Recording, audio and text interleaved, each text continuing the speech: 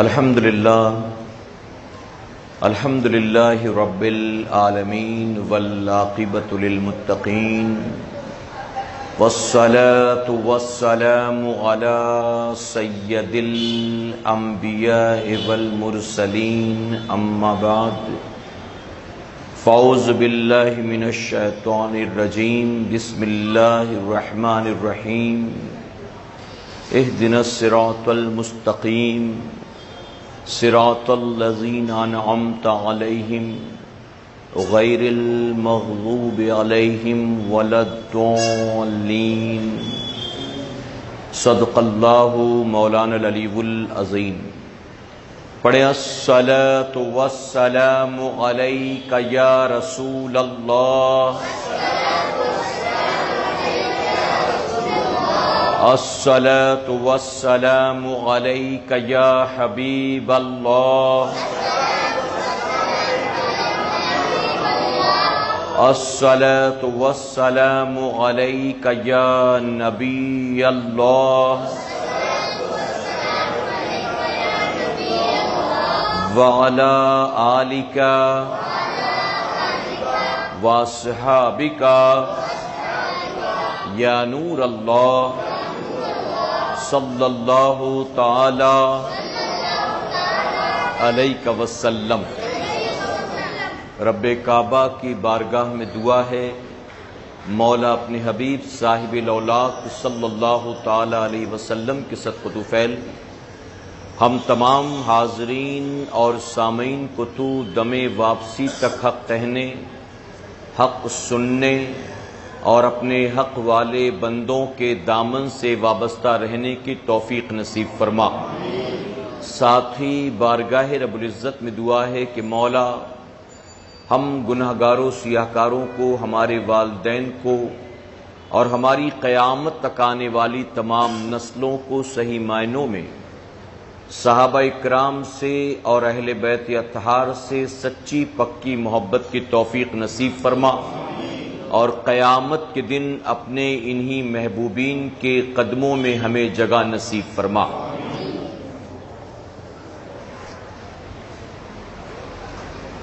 وہ دسوں جن کو جنت کا مژدہ ملا،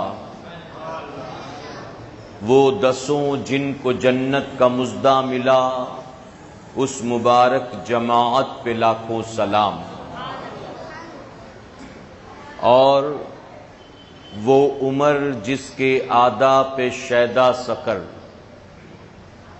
سکر سے مراد جہنم اور شیدا سے مراد جان چھڑکنے والا، چاہنے والا۔ وہ عمر جس کے آدھا پہ شیدا سکر، اس خدا دوست حضرت پہ لاکھوں سلام۔ میرے پیارے آقا علیہ الصلوۃ والتسلیم کے پیردیوانوں، ہم نے پچھلے ہفتہ واری اجتماع میں خلیفہ سوم امیر المومنین سیدنا عثمان غنی رضی اللہ تعالیٰ عنہ کی بارگاہ میں خراج عقیدت پیش کیا تھا، اور وعدے کے مطابق آج انشاءاللہ ہم اور آپ خلیفہ دوم امیر المومنین سیدنا عمر ابن خطاب رضی اللہ تعالیٰ عنہ کی بارگاہ میں خراج عقیدت پیش کریں گے۔ میں نے آپ کو پچھلی مرتبہ یہ بتایا تھا کہ صحابی کی ڈیفینیشن کیا ہے اور صحابی کا مرتبہ اور مقام کتنا بلند بالا ہے۔ میرے پیارے آقا علیہ الصلوۃ والتسلیم کے پیردیوانوں، یقیناً ایک انسان، ایک مسلمان پوری زندگی حالت سجدہ میں گزار دے، ایک مسلمان تسبیح لے کر کسی پہاڑ کی چوٹی پر یا کسی جنگل و بیابان کی طرف نکل جائے اور پوری زندگی وہ اللہ اللہ کرتا رہے، یہاں تک کہ خانہ کعبہ کے سائے میں نہیں، خانہ کعبہ کے اندر اگر اسے حالت سجدہ میں موت آ جائے تو اس کے باوجود بھی وہ کسی صحابی کے منصب و مقام کو نہیں پہنچ سکتا۔ اس کی وجہ کہ صحابیت کا مرتبہ رب تبارک تعالیٰ سجدوں کے عوض میں نہیں دیتا۔ صحابیت کا مقام تقوی، طہارت و عبادت و ریاضت کا صلہ نہیں ہے۔ صحابیت کا مقام شب بیداریوں اور خوف خدا کا صلہ نہیں ہے، بلکہ صحابی وہ ہے کہ جس نے ایمان کی حالت میں نبی کریم صلی اللہ تعالی علیہ وسلم کے چہرے و دعا کی زیارت کی اور ایمان ہی پر دنیا سے رخصت ہو گیا۔ اللہ نے اس بندے مومن کو صحابیت کا مقام عطا فرمایا۔ قیامت تک اولیاء اکرام آتے رہیں گے، قیامت تک غوث بھی آئیں گے، کتب بھی آئیں گے، خواجہ بھی آئیں گے، پیر بھی آئیں گے، مخدوم بھی آئیں گے، مجذوب بھی آئیں گے، ابدال بھی آئیں گے، بڑے سے بڑے ولی آئیں گے، لیکن رب نے جو مقام صحابہ اکرام کو عطا فرما دیا، اب ان کے بعد وہ مقام کسی کو میسر آنے والا نہیں ہے۔ اور میں نے یہ بھی واضح کیا تھا کہ یہ رب تبارک تعالیٰ کا یقیناً بڑا کرم اور احسان ہے کہ اس نے ہمیں اور آپ کو اس جماعت میں پیدا فرمایا ہے جو جماعت جتنا اہل بیت اطہار سے محبت کرتی ہے اتنا ہی صحابہ اکرام سے محبت کرتی ہے۔ یہ نہیں کہ یا علی یا علی یا حسین کے نعرے لگائیں اور نبی کے غلاموں کو صحابہ اکرام کو گالیاں دیں، انہیں برا بلا کے، اور یہ بھی نہیں کہ صحابہ اکرام کی محبتیں کے دعوے کریں اور اہل بیت کی محبتوں کے نام پر صحابہ کی گستاخیاں کریں۔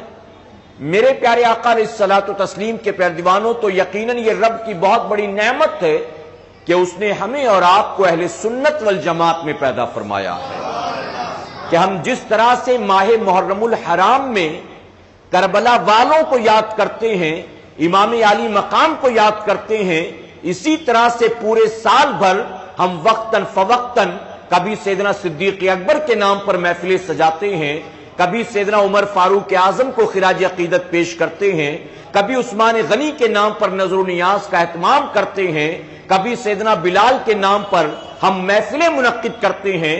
تو ہم جتنا اہل بیت سے محبت کرتے ہیں اتنا ہی نبی کے جانثاروں یعنی صحابہ اکرام سے محبت کرتے ہیں۔ میرے پیارے آقا علیہ الصلوۃ والتسلیم کے پیروانوں، سیدنا عمر فاروق اعظم رضی اللہ تعالیٰ عنہ فرمایا گیا انبیاء کے بعد تمام انسانوں میں اگر کسی کا مرتبہ سب سے بلند و بالا ہے تو جناب ابو بکر صدیق رضی اللہ عنہ کا ہے، اور پھر صدیق اکبر کے بعد اگر کسی کا مرتبہ سب سے بلند و بالا ہے تو سیدنا عمر فاروق اعظم کا ہے۔ سیدنا عمر فاروق اعظم رضی اللہ عنہ آپ سن رہے ہیں توحید نیٹ ورک کی اسلامک آواز۔ Tawheed network international Islamic YouTube channel. فرمایا گیا حضور اکرم صلی اللہ علیہ وسلم تبلیغ دین فرما رہے تھے، اور تبلیغ دین کرتے کرتے کرتے کرتے 6 سال گزر چکے، یعنی اعلان نبوت کے بعد 6 سال کا عرصہ گزرا ہے۔ ان 6 سالوں میں حضور اکرم صلی اللہ علیہ وسلم کی دعوت پر اب تک صرف 38 لوگوں نے اسلام قبول کیا ہے۔ آپ اندازہ لگائیں کہ 6 سال کی محنت و مشقت اور صرف 38 لوگ مسلمان بنے۔ ایک دن حضور اکرم صلی اللہ علیہ وسلم نے ابو جہل کو اسلام کی دعوت دی، حالانکہ پہلے بھی دے چکے تھے۔ آپ نے پھر سے ایک مرتبہ راستے میں ملاقات ہوئی، دعوت دی اور کہا کہ میں تجھے پھر ایک بار سمجھاتا ہوں، تجھے دعوت دیتا ہوں، اگر تو آخرت کے عذاب سے، جہنم کی آگ سے بچنا چاہتا ہے تو میری دعوت کو قبول کر لے، تو مسلمان بن جا۔ اب ابو جہل نے سنا تو جلال آ گیا، اب تھا ہی ابو جہل جاہلوں کا باپ، جلال آ گیا۔ اس نے فوراً قریب پڑا ایک نکیلا پتھر اٹھایا، اور اٹھانے کے بعد حضور اکرم صلی اللہ علیہ وسلم کے سر مبارک پر ظالم نے اسے دے مارا۔ جب نکیلے پتھر کو مارا تو حضور اکرم صلی اللہ علیہ وسلم کے سر مبارک سے خون جاری ہو گیا۔ وہ مار کر ایک طرف ہوا، حضور صلی اللہ علیہ وسلم اپنے زخم کو پکڑ کر ایک طرف ہو گئے۔ حضور کے چچا جناب امیر حمزہ رضی اللہ عنہ ابھی مسلمان نہیں ہوئے تھے، آپ شکار پر گئے تھے، شکار کا بڑا شوق تھا آپ کو، آپ شکار سے شام کو واپس گھر لوٹے، آپ بہت اکڑ کر چلتے تھے، فرمایا گیا کہ آپ کو اپنی طاقت پر، اپنے بازو کی قوت پر بہت ہی ناز تھا. آپ اکڑ کر مکے کی گلیوں میں چلے آ رہے تھے. بعض روایتوں میں آتا ہے کہ دو عورتیں آپس میں گفتگو کرتی ہیں، اور بعض روایتوں میں آتا ہے کہ جب آپ گھر پہنچے تو آپ کی اہلیہ نے آپ کو بتایا کہ اے امیر حمزہ، تم اتنا اکڑ کر چلتے ہو، فخر و شان کے ساتھ چلتے ہو، تمہیں پتہ نہیں ہے ابو جہل نے تمہارے بھتیجے محمد صلی اللہ علیہ وسلم کو آج ایسا مارا کہ ان کے سر مبارک سے خون بہنے لگا. جب جناب امیر حمزہ کو پتا چلا، ابھی مسلمان نہیں ہوئے تھے، آپ کو پتا چلا تو فوراً وہ تلاش کرنے کے لیے نکلے کہ ابو جہل کہاں ہے. آپ یوں ہی تیر کمان کو لیے پہنچے. ابو جہل ایک جگہ محفل منعقد کر کے، محفل سجا کر دن بھر کا واقعہ بیان کر رہا تھا. آج میں نے یہ کیا، میں نے یہ کیا، اپنا کمال بیان کر رہا تھا کہ محمد صلی اللہ علیہ وسلم کی جرت کیسے ہوئی مجھے دعوت دینے کی. آج وہ میرے پاس آئے اور انہوں نے مجھ سے کہا کہ اپنے باپ دادا کے دین کو چھوڑ دو. مجھے اتنا غصہ آیا کہ میں نے دیکھا ان کو ایسا مارا کہ ان کے سر سے خون بہنے لگا. ابھی وہ اپنی ہوشیاری کر ہی رہا تھا کہ جناب امیر حمزہ آئے، اور انہوں نے آنے کے بعد کہا کہ ابو جہل، تو نے میرے یتیم بھتیجے کو کیا لاوارث سمجھ رکھا ہے؟ وہ اگرچہ یتیم ہے لیکن وہ لاوارث نہیں ہے. ابھی ہم مرے نہیں، ہم زندہ ہیں. کیا اس کی طرف سے بدلہ لینے کی ہم طاقت نہیں رکھتے؟ تیری جرت کیسے ہوئی میری بھتیجے کے اوپر ہاتھ اٹھانے کی؟ یہ کہہ کر آگے بڑھے اور اپنے کمان سے آپ نے ابو جہل کے سر پر وار کیا، یہاں تک کہ اس کا بھی سر پھٹ گیا. اب جب ابو جہل کا سر پھٹا، وہاں موجود لوگ آگے بڑھے، امیر حمزہ پر حملہ کرنا چاہتے تھے کہ ابو جہل نے ان کو خاموش کیا. وہ سمجھ گیا موقع کی نزاکت کو کہ اب اگر اب امیر حمزہ پر بھی حملہ کریں گے تو قبیلہ بنو ہاشم ان کی مدد کے لیے آ جائے گا، اور پھر ایسے میں ہم ان کا مقابلہ نہیں کر سکیں گے. اس لیے اس نے خاموش کرا دیا، معاملہ اس نے رفع دفع کرا دیا. اب جناب امیر حمزہ غصے میں اب وہاں سے ہٹے، اپنے بھتیجے یعنی ہمارے آقا جناب محمد رسول اللہ صلی اللہ علیہ وسلم کو تلاش کرتے ہیں. جب تلاش کرتے کرتے پہنچے تو دیکھا کہ حضور اکرم صلی اللہ علیہ وسلم جو ہیں آپ مطاف میں حالت سجدہ میں اللہ کی تسبیح بیان کر رہی ہیں.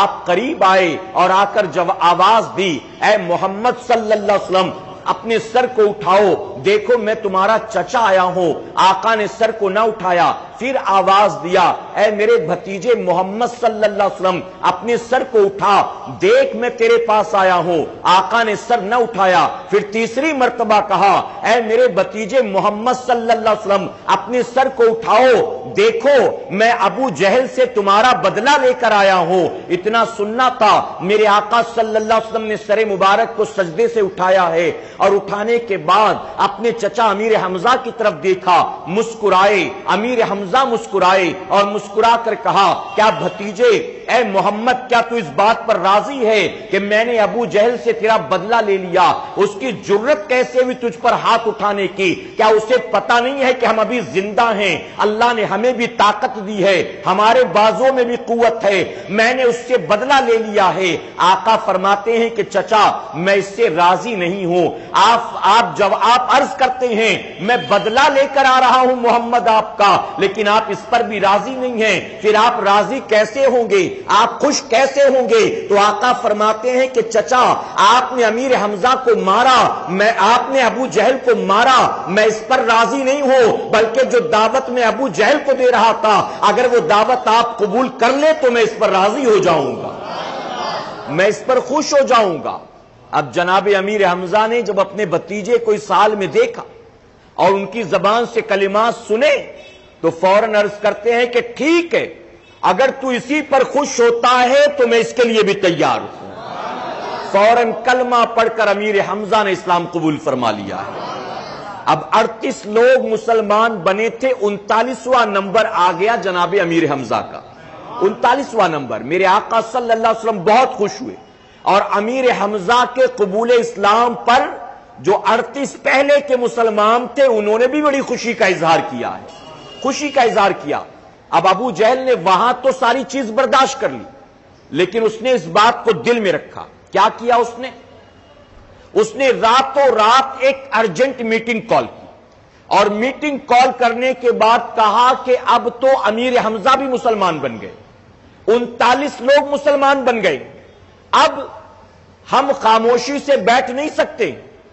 امیر حمزہ جیسا قوت والا, طاقت والا اگر وہ ان کے ساتھ ہو گیا تو ظاہر ہے کہ مقابلہ کرنا تھوڑا پہلے سے دشوار ہو جائے گا. اب ہمیں چاہیے کہ ہم کوئی فائنل ڈیسیژن لیں, اب ہمیں چاہیے کہ کوئی ایسا فیصلہ کریں کہ اسلام اور پیغمبر اسلام کا سرے سے خاتمہ ہو جائے, معاذ اللہ, سرے سے خاتمہ. اب وہ آپس میں تبادلے خیال کر رہے تھے, ایک بوڑھا آدمی آیا, کمر جھکی ہوئی تھی, دھیرے دھیرے وہ آ گیا محفل میں, اور آنے کے بعد کہتا ہے کہ میں بھی ایک مشورہ دینا چاہتا ہوں, میں بھی مشورہ. لوگوں نے کہا یہ اجنبی ہماری خفیہ محفل میں کہاں سے آ گیا؟ لوگوں نے پوچھا آنے والے تو کون ہے, تو کہاں سے آیا ہماری محفل میں, تجھے اس میٹنگ کا پتہ کیسے چلا؟ تو اس نے کہا کہ میں شیخ نجدی ہوں, میں کوئی اور نہیں, میں شیخ نجدی ہوں, اور میں تمہیں یہاں مشورہ دینے آیا ہوں. اب جانتے شیخ نجدی کسے کہتے ہیں؟ فرمایا گیا شیطان کے لقب میں ایک لقب شیخ نجدی بھی ہے, یہ شیطان کا نام ہے. تو جب اس نے اپنا نام بتایا میں شیخ نجدی, ابو جہل فوراً پہچان گیا کہ اپنے گروپ کا آدمی ہے. ابو جہل نے کہا اسے آنے دو, آگے آنے دو, یہ تو اپنا ہی آدمی ہے, اس کو آنے دو, اس کو دیکھو کیا مشورہ دیتا ہے. اب شیخ نجدی کی شکل میں شیطان مردود آیا تھا, اس نے مشورہ پیش کیا کہ میں چاہتا ہوں کہ تم میں سے کوئی ایک طاقتور آدمی کھڑا ہو اور وہ اس بات کی ذمہ داری لے لے کہ وہ محمد کا خاتمہ کر دے گا صلی اللہ علیہ وسلم, ان کا قتل کر دے, اور جب وہ نہیں رہیں گے تو ظاہر ہے کہ اسلام بھی دھیرے دھیرے ختم ہو جائے گا. جب ہم جڑ ہی کاٹ دیں گے تو ظاہر ہے پیڑ خود بخود سوکھ جائے گا. ابو جہل اور دوسرے جو موجود تھے انہوں نے کہا کہ یہ مشورہ سب سے زیادہ اچھا ہے, ایسا ہی مشورہ ہمیں چاہیے تھا, یہ تو بڑا ہی مفید مشورہ ہے. اب یہ کام کرے گا کون, اتنی ہمت کرے گا کون, اتنا بڑا کام انجام کون دے گا؟ آپس میں ایک دوسرے کا منہ دیکھ رہے تھے. فرمایا گیا اسی مجمع میں ان لوگوں کے درمیان سیدنا عمر بھی موجود تھے, جو اس وقت سیدنا عمر نہیں تھے, صرف عمر تھے. عمر بن خطاب کے نام سے جانا جاتا تھا. عمر بن خطاب 26 سال کے کڑیل جوان تھے, کھڑے ہو گئے اور انہوں نے کہا کہ تم لوگ میری قوت پر یقین کرو, یہ کام میں انجام دے دوں گا. ابو جہل نے فوراً اپریشیٹ کیا, حوصلہ افزائی کی. ابو جہل نے کہا مجھے یقین تھا اس کام کی جرت تو ہی کر سکتا ہے, مجھے یقین تھا خطاب کے بیٹے عمر تو ہی یہ کام کر سکتا ہے. جا, ہمارے تمام دیوی دیوتا تیری مدد کریں گے, لات و عزا و منات تیری مدد کریں گے. تو اپنے باپ دادا کے دین کو بچانے کے لیے جا رہا ہے, تو ان کے دشمنوں کے خاتمے کے لیے جا رہا ہے, جا, سارے دیوی دیوتا تیری مدد کریں گے.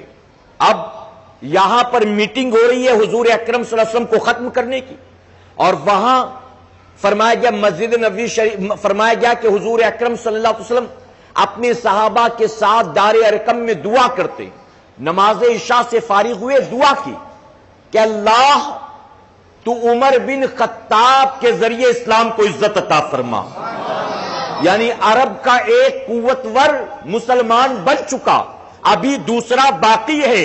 میرے چچا امیر حمزہ جن کی طاقت کا ڈنکا بچتا ہے وہ تو مسلمان بن گئے, ابھی دوسرا جوان باقی ہے. اللہ کی بارگاہ میں دعا کرتے اللہ عمر بن خطاب کے ذریعے اسلام کو عزت عطا فرما. یہاں قتل کے منصوبے ہو رہے ہیں اور یہاں میرے نبی ہدایت کی دعائیں کر رہی ہیں. فرمایا گیا صبح ہوتی ہے, سیدنا عمر فاروق اعظم اپنے گھر سے ننگی تلوار لے کر نکلے حضور اکرم صلی اللہ علیہ وسلم کی تلاش میں. آپ جا رہے تھے مکے کے راستوں سے گزرتے ہوئے, راستے میں ایک صحابی رسول جن کا نام حضرت نعیم تھا, ملاقات ہو گئی. عمر کو نہیں پتا تھا کہ یہ مسلمان بن چکے ہیں. حضرت نعیم نے عمر کے ہاتھ میں ننگی تلوار دیکھا, چہرے پر جلال دیکھا, سوال کیا عمر کہاں جاتے ہو, کس کی شامت آئی ہے, تلوار لے کر کسے تلاش کرتے ہو؟ عمر نے اپنے جانے کا ارادہ بیان کر دیا، آج میں اسلام و پیغمبر اسلام کے خاتمے کی نیت سے نکلا ہوں معاذ اللہ، آج میں ان کا کام تمام کر کے اپنے گھر لوٹوں گا معاذ اللہ ثم معاذ اللہ۔ جب عمر کی زبان سے یہ کلمات سنے، حضرت نعیم نے جانتے ہو کیا کیا؟ انہوں نے فوراً ان کے رخ کو موڑ دیا، انہوں نے کہا کہ اے عمر، تم محمد صلی اللہ علیہ وسلم کی خبر بعد میں لینا، تم ان کو چھوڑو، سب سے پہلے جاؤ اپنے گھر کی خبر لو۔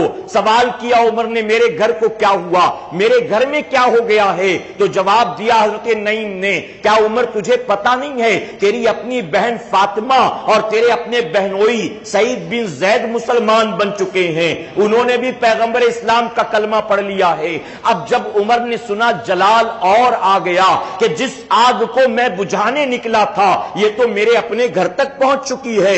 اب انہوں نے حضور اکرم صلی اللہ علیہ وسلم کو تلاش کرنے کا ارادہ ترک کر دیا، اپنی بہن فاطمہ کے گھر کا رخ کیا، ان کا گھر بھی قریب تھا، گھر کے قریب جاتے ہیں، دروازے پر دستک دینا چاہتے تھے، اندر سے کچھ پڑھنے کی آواز سنائی دی، کچھ تلاوت کی آواز سنائی دی۔ عمر نے کان لگا کر سنا، اندر سے قرآن پاک کی تلاوت ہو رہی تھی۔ اب جب سنا قرآن کی تلاوت کو جلال آ گیا، آپ نے دروازے پر دستک دی، اندر سے سوال پوچھا حضرت فاطمہ نے، کون؟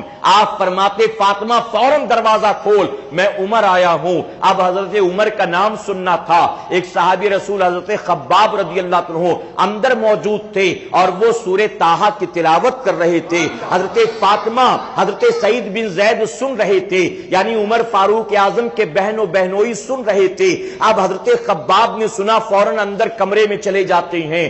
آپ کی بہن حضرت فاطمہ نے وہ جو قرآن شریف کا کے پنے تھے چمڑے کی شکل میں یا کپڑے کی شکل میں یا کاغذ کی شکل میں، آپ نے اسے ایک طرف رکھ دیا چھپا کر۔ اس کے بعد آپ کے بہنوئی حضرت سعید بن زید نے دروازہ کھولا، عمر غصے میں اندر جاتے ہیں، ہاتھ میں ننگی تلوار تھی۔ عمر نے کہا سچ سچ بتانا، جو میں تمہارے بارے میں سن کر آتا ہوں کیا وہ بات صحیح ہے؟ اس پر حضرت سعید نے کہا اے عمر سن میری بات اطمینان سے، غصہ نہ کرنا، اطمینان سے میری بات کو سننا۔ اگر میں نے اور تیری بہن نے اسلام قبول کر لیا ہے، حق کو قبول کر لیا ہے، ہم نے باطل کا ساتھ چھوڑ دیا ہے، کیا تو بھی تو ہم پر غصہ کرے گا؟ اب عمر کو یقین ہو گیا، جو سن کر آ رہا تھا اپنے کانوں سے سن لیا، اپنی آنکھوں سے دیکھ لیا، فوراً اپنے بہنوئی حضرت سعید کو مارنا شروع کر دیتے ہیں۔ اب جب اپنے بہنوئی کو مارنا شروع کیا، حضرت فاطمہ آگے بڑھتی ہیں، آگے بڑھ کر اپنے شوہر کو بچانے کی کوشش کرتی ہیں۔ عمر نے اپنے بہنوئی کو چھوڑا، اپنی بہن کو مارنا شروع کر دیا۔ عمر نے جب 2-4 تماچے اپنی بہن کے چہرے پر مارے ہیں، فرمایا گیا ان کے ہونٹوں سے خون آنا شروع ہو گیا، ان کے کانوں سے خون آنا شروع ہو گیا۔ اس طرح سے جتنا جی چاہا اپنے بہنوئی کو مارا ہے، اپنی بہن کے چہرے کو لہو لہان کر دیا۔ ایک طرف بہنوئی پڑی ہیں، ایک طرف بہن گری ہوئی ہے۔ اب کچھ غصہ ٹھنڈا ہوا تو غصہ ٹھنڈا ہونے کے بعد عمر اپنی بہن سے کہتے ہیں جب میں یہاں آیا تھا میں نے کچھ پڑھنے کی آواز سنی تھی، ذرا بتاؤ تم دونوں کے کیا پڑھ رہے تھے؟ آپ کی بہن اٹھتی ہیں، اٹھنے کے بعد کہتی ہے کہ عمر سنو، اللہ پاک کا وہ پاک کلام ہے جو اس نے اپنے محبوب پاک پر نازل فرمایا ہے، اسے وہی چھو سکتا ہے جو خود حالت پاکی میں ہو۔ اے عمر تم اس وقت ناپاک ہو، اس لیے وہ میں تمہیں نہیں دے سکتی ہوں۔ عمر نے کہا اسے لینے کے لیے کیا کرنا ہوگا؟ آپ کی بہن نے وضو کا طریقہ بتلایا، کہا اس طرح سے وضو کر کے پاک ہو جاؤ، تب میں تمہیں دکھاؤں گی کہ وہ کیا چیز تھی۔ عمر پاک ہوتے ہیں، وضو کرتے ہیں، اس کے بعد آپ کی بہن جو ہے وہ قرآن شریف کے پنے وہ چمڑے یا کپڑے کی شکل میں تھے آپ کے سامنے لے کر آتی ہیں، سورہ طٰہٰ کی آیتیں تھیں، آپ نے اسے پڑھنا شروع کیا۔ اب یہاں پر ایک بات روک کر عرض کرنا چاہوں گا، ہر مسلمان اچھی طرح سے جانتا ہے کہ قرآن شریف کو بنا وضو کے نہیں چھونا چاہیے، ہر مسلمان اچھی طرح سے جانتا ہے، پڑھا لکھا ہو، بے پڑھا لکھا ہو، شہر کا رہنے والا ہو، گاؤں دیہات کا رہنے والا ہو، دولت مند ہو، غریب غربا ہو، قرآن پڑھنا آتا ہو، قرآن پڑھنا نہ آتا ہو، عرب کا رہنے والا ہو، ہند و پاک کا رہنے والا ہو، دنیا کا ہر مسلمان جانتا ہے کہ قرآن کو حالت ناپاکی میں چھونا جائز نہیں ہے۔ اے سرکار مدینہ کے پیروانوں، ابھی اسلام اتنا پھیلا نہیں تھا، لیکن اس کے باوجود عمر فاروق اعظم کی بہن حضرت فاطمہ جو ہیں فرماتی ہیں کہ عمر اللہ پاک کا وہ پاک کلام ہے، اس کو چھونے سے پہلے تجھے پاکی حاصل کرنی ہوگی۔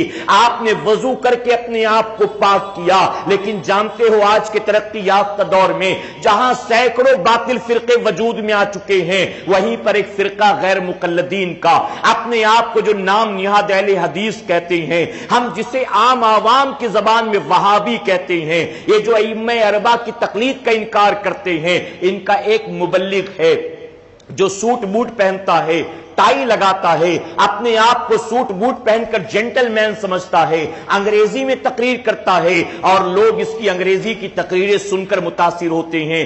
آپ دیکھ رہے ہیں کہ کچھ دنوں سے انڈین گورنمنٹ اس کے پیچھے لگی ہوئی ہے اور نہ جانے کون کون سے دستاویز اور کون کون سی چیزیں برآمد ہو رہی ہے، اس کے لوگوں کو اریسٹ کرنا بھی شروع کر دیا گیا ہے۔ اے سرکار مدینہ علیہ الصلوۃ والتسلیم کے پیروانوں، اسی نام نہاد مولوی سے ایک مرتبہ کسی محفل میں پوچھنے والے نے پوچھا تھا کہ قرآن شریف کو بنا وضو کے چھو سکتے ہیں کہ نہیں چھو سکتے ہیں، ناپاکی کی حالت میں چھو سکتے ہیں کہ نہیں چھو سکتے ہیں؟ تو جانتے وہ ظالم جسے نہ قرآن کی کوئی آیت یاد ہے، نہ صحیح معنوں میں نبی کریم صلی اللہ علیہ وسلم کے فرمان یاد ہیں، وہ بے باکی اور دھڑلے کے ساتھ کہتا ہے کہ میں نے قرآن میں کہیں بھی یہ بات نہیں دیکھی ہے کہ قرآن میں اللہ نے یہ فرمایا ہو یا حدیث مبارکہ میں رسول اللہ صلی اللہ علیہ وسلم نے یہ فرمایا ہو کہ اسے بنا وضو کے نہیں چھو سکتے ہو یا حالت ناپاکی میں نہیں چھو سکتے ہو۔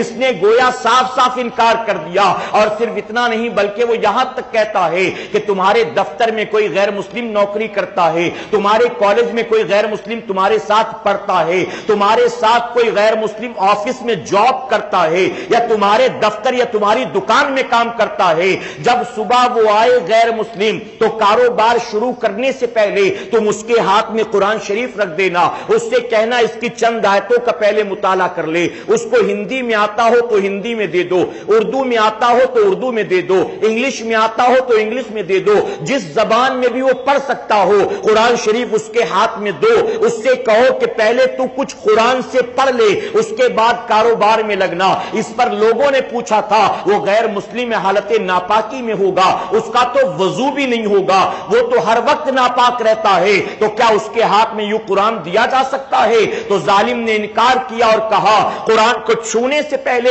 کوئی ضرورت نہیں ہے وضو ہونا، کوئی ضرورت نہیں غسل ہونا، یہاں تک کہ اس نے قرآن کے حوالے سے کہا معاذ اللہ قرآن کو جزدان میں رکھنے کی کوئی ضرورت نہیں ہے، قرآن کو جو تم پیٹھ نہیں لگاتے ہو تو پیٹھ لگ جائے تو اس پر کوئی گناہ نہیں ہے، قرآن کو تم اونچائی پر جو رکھتے ہو اونچائی پر رکھنے کی کوئی ضرورت نہیں ہے، تم نے جزدان میں رکھ کر اس کو اونچائی پر رکھ دیا۔ اگر کوئی مسلمان پڑھنا چاہتا ہوگا اس کو دیکھ کر سستی آئے گی، اب اوپر سے کون اتارے گا، اس کو کھول کر کون نکالے گا، رحل کون ڈھونڈے گا، پھر پڑھنے کے بعد جزدان میں کون رکھے گا، پھر اوپر کون پہنچائے گا؟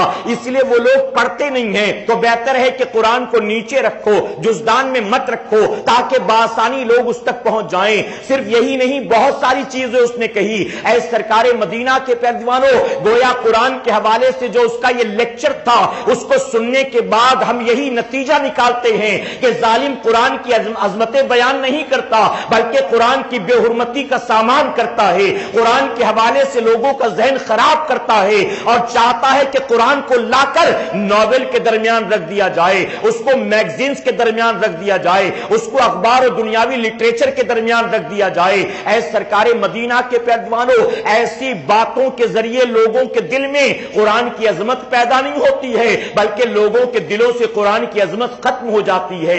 الحمدللہ ہم کہتے ہیں کہ تو نام نہاد مسلمان ہے، تو اس سے بہت اچھے تو ہزاروں سال پہلے کے وہ لوگ تھے، آپ نے ابھی ابھی اسلام قبول کیا ہے اور آپ کو پتا ہے کہ قرآن کی عظمت کیا ہے، تو اپنے آپ کو خاندانی مسلمان کہے اور تجھے پتا نہیں کہ قرآن کی عظمت کیا ہے۔ اے سرکار مدینہ علیہ الصلوۃ والتسلیم کے پیروانوں، بہرکیف سیدنا عمر فاروق اعظم نے اٹھایا، سورہ طٰہٰ کی تلاوت کر رہے ہیں، ابھی چند آیات کو پڑھا تھا آپ پڑھتے جا رہے ہیں، اللہ نے دل کو نرم کر دیا، آنکھوں سے آنسو کا چشمہ جاری ہو گیا، آنکھوں سے آنسو بہنے لگے، بے ساختہ پکار اٹھے، مجھے محمد کے پاس لے چلو صلی اللہ علیہ وسلم، مجھے محمد کے پاس لے چلو، وہ کہاں ہے، میں ان سے ملنا چاہتا ہوں۔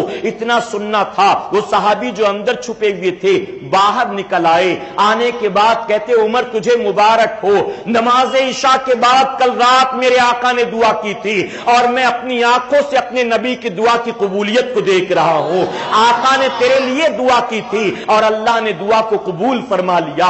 اپنے ساتھ لے کر سیدنا عمر فاروق اعظم کو دار ارقم میں آتے ہیں، حضور اکرم صلی اللہ علیہ وسلم جو ہیں صحابہ کو جمع کر کے وہاں ان کی تعلیم فرما رہی ہیں۔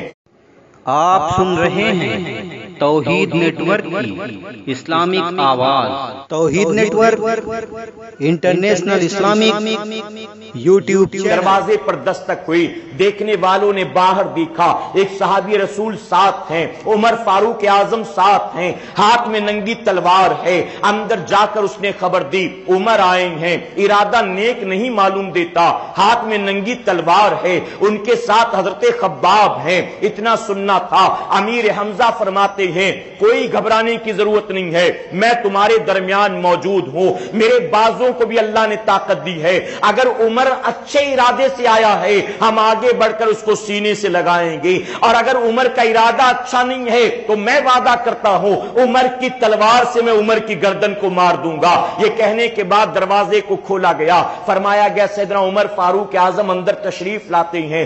ابھی اندر آ کر کچھ کہنا ہی چاہتے تھے کہ فوراً حضور اکرم صلی اللہ علیہ وسلم آگے بڑھتے ہیں، آگے بڑھ کر عمر فاروق اعظم کے دونوں بازوؤں کو پکڑ کر میرے آقا نے ہلایا، اور ہلا کر آقا فرماتے عمر کب تک گمراہی کے اندھیرے میں پھرتے رہو گے، آخر کیا وقت نہیں آیا کہ تم اسلام قبول کر لو، تم کلمہ پڑھ کر مسلمان بن جاؤ۔ آقا کی زبان سے ان کلمات کو سننا تھا، عمر فاروق اعظم پر ہیبت طاری ہو گئی، بے ساختہ پکار اٹھے اشہد ان لا الہ الا اللہ واشہد ان محمدن عبدہ ورسولہ، میں گواہی دیتا ہوں اللہ کے سوا کوئی عبادت کے لائق نہیں ہے، میں گواہی دیتا ہوں آپ اللہ کے بندے اور آخری رسول بن کر آئے ہیں۔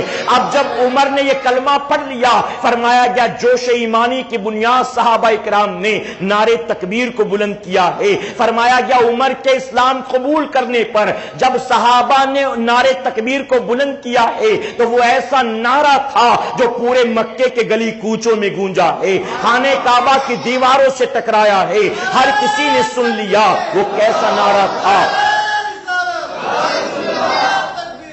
اب یہاں معلوم ہوا کہ جب کوئی خوشی اور مسرت حاصل ہو تو نعرہ لگانا صحابہ کی سنت مبارکہ ہے، اور اسی لیے ہم آقا کی میلاد کے موقع پہ نعرے لگایا کرتے ہیں، اور یہ نعرے لگانا خوشی اور مسرت کے موقع پر جوش ایمانی کی بنیاد نعرہ لگانا یہ شرک اور بدعت نہیں ہے بلکہ آقا کے صحابہ کی سنت ہے۔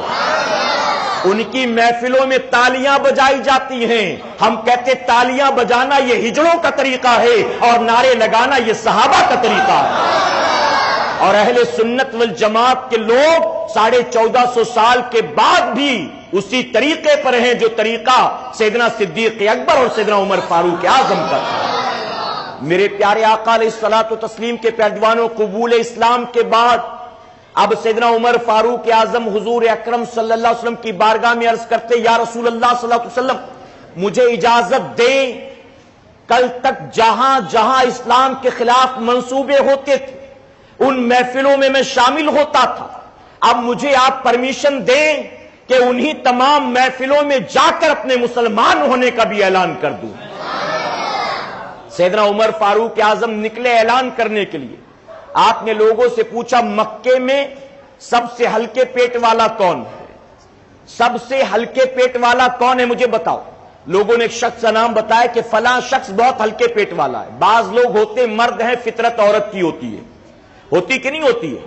اگر آپ سے کبھی کوئی بات کر لے، کوئی راز کی بات، کوئی پرسنل بات، کوئی چھپی بات کر لے اور کرنے کے بعد یہ کہے کہ دیکھو کسی کو بتانا مت، کسی کو بتانا مت، اس کا مطلب کہ اس نے راز کی بات بتا تو دی لیکن کہیں نہ کہیں اس پر بھی اس کو شک ہے کہ تو بات لیک نہ کر دے، تو بات لیک نہ کر دے، ورنہ یقین تو یہ ہے، بھروسہ اور ٹرسٹ تو یہ ہے کہ سامنے والے کو جب بات بتا دیں تو کہنا نہ پڑے کہ کسی کو بتانا مت، بلکہ اتنا یقین ہو کہ میں نے اس کو بتا دیا، یہ زندگی بھر میرے اس راز کو راز رکھے گا، کسی پر عیاں نہیں کرے گا۔ بعض پیٹ کے ہلکے اور جانتے اگر کوئی بات عام کرنی ہو، عورتوں کی فطرت ہوتی ہے، اگر آپ کو کسی بات کا پروپیگنڈا کرنا، پبلسٹی کرنی ہے، تو کسی عورت کو وہ بات بتا دو اور بتانے کے بعد یہ ٹیگ لائن لگا دینا کہ دیکھو بہن کسی کو بتانا مت۔ اگر آپ یہ کہہ دو کہ کسی کو بتانا مت تو اس کی نیند خراب ہو جائے گی، جب تک وہ سب کو بتا نہ لے اس کو چین نہیں آئے گا۔ اور جانتے وہ جب بتائے گی، جب وہ بتائے گی تو کیسے بتائے گی؟ وہ کسی عورت کو بتائے گی اور بتانے کے بعد کہے گی دیکھو میں نے صرف تم کو بتایا، تم کسی کو بتانا مت، کیونکہ اس نے مجھے کسی اور کو بتانے سے منع کیا تھا، لیکن میں نے، تم تو میرے بڑی قریب ہو نا، اس لیے میں نے تم کو بتا دیا، لیکن تم کسی کو بتانا مت۔ اور وہی 100 لوگوں کو بتائے گی اور 100 سے کہے گی میں نے صرف تم ہی کو بتایا، تم کسی کو مت بتانا، تم کسی کو مت بتانا۔ تو سیدنا عمر فاروق اعظم نے پوچھا مکے میں سب سے ہلکے پیٹ والا کون ہے؟ لوگوں نے ایک شخص کا نام لیا کہ فلاں شخص فلاں شخص۔ اب میں اس کا نام نہیں لیتا، ورنہ آپ نے کوئی اس نام کا ہوگا تو لوگ اس کا مذاق اڑانا شروع کر دیں گے۔ تو لوگوں نے بتایا کہ فلاں شخص۔ اب سیدنا عمر فاروق اعظم نے کہا اس کو بلا لاؤ۔ اس کو بلایا گیا، آپ نے اس کو بلایا، بلانے کے بعد کہا جانتا میں نے تجھے کیوں بلایا؟ میں نے تجھے اس لیے بلایا کیونکہ میں تجھے بتانا چاہتا ہوں کہ میں نے محمد کا کلمہ پڑھ لیا ہے صلی اللہ علیہ وسلم۔ ابھی اتنا ہی کہا تھا، پوری بات کمپلیٹ نہیں ہوئی، بھاگنا شروع کر دیا، اس نے بھاگنا شروع کر دیا۔ اس کے پیٹ میں گویا درد ہونے لگا کہ کیسے بتاؤں جا کر لوگوں کو۔ فوراً بھاگا، پورے مکے میں گھوم گھوم کر بتانے لگا تمہیں خبر ہے، تمہیں پتا ہے، تم کہاں ہو، تم سب تو غافل رہ گئے۔ اے عتبہ سن، اے شیبہ سن، اے ابو سفیان سن، اے ابو جہل سن، اے ابو لہب سن۔ مکے کے تمام سرداروں کو آواز دینے لگا اور کہنے لگا تمہارے لیے بڑی بری خبر لایا ہو، اب تو عمر بھی مسلمان بن گیا، عمر بھی مسلمان بن گیا۔ اور جانتے وہاں سیدنا عمر فاروق اعظم نے کیا کہا؟ سیدنا عمر فاروق اعظم چونکہ حضرت امیر حمزہ کا 39واں نمبر تھا، تو عمر فاروق اعظم مسلمان بنے تو آپ کا 40واں نمبر ہے، 40واں۔ اور اسی لیے الحمدللہ ہم سنیوں کو 40ویں سے بہت پیار ہے۔ ہمارے یہاں کسی کا انتقال ہو تو ہم 40واں کرتے ہیں نا۔ لوگ کہتے ہیں 40واں کہاں سے ثابت ہے؟ ہم کہتے ہیں چونکہ عمر 40ویں مسلمان ہے اسی لیے سنیوں کو 40ویں سے بہت پیار ہے، اسی لیے ان کے یہاں مر گئے مردود، نہ فاتحہ نہ درود۔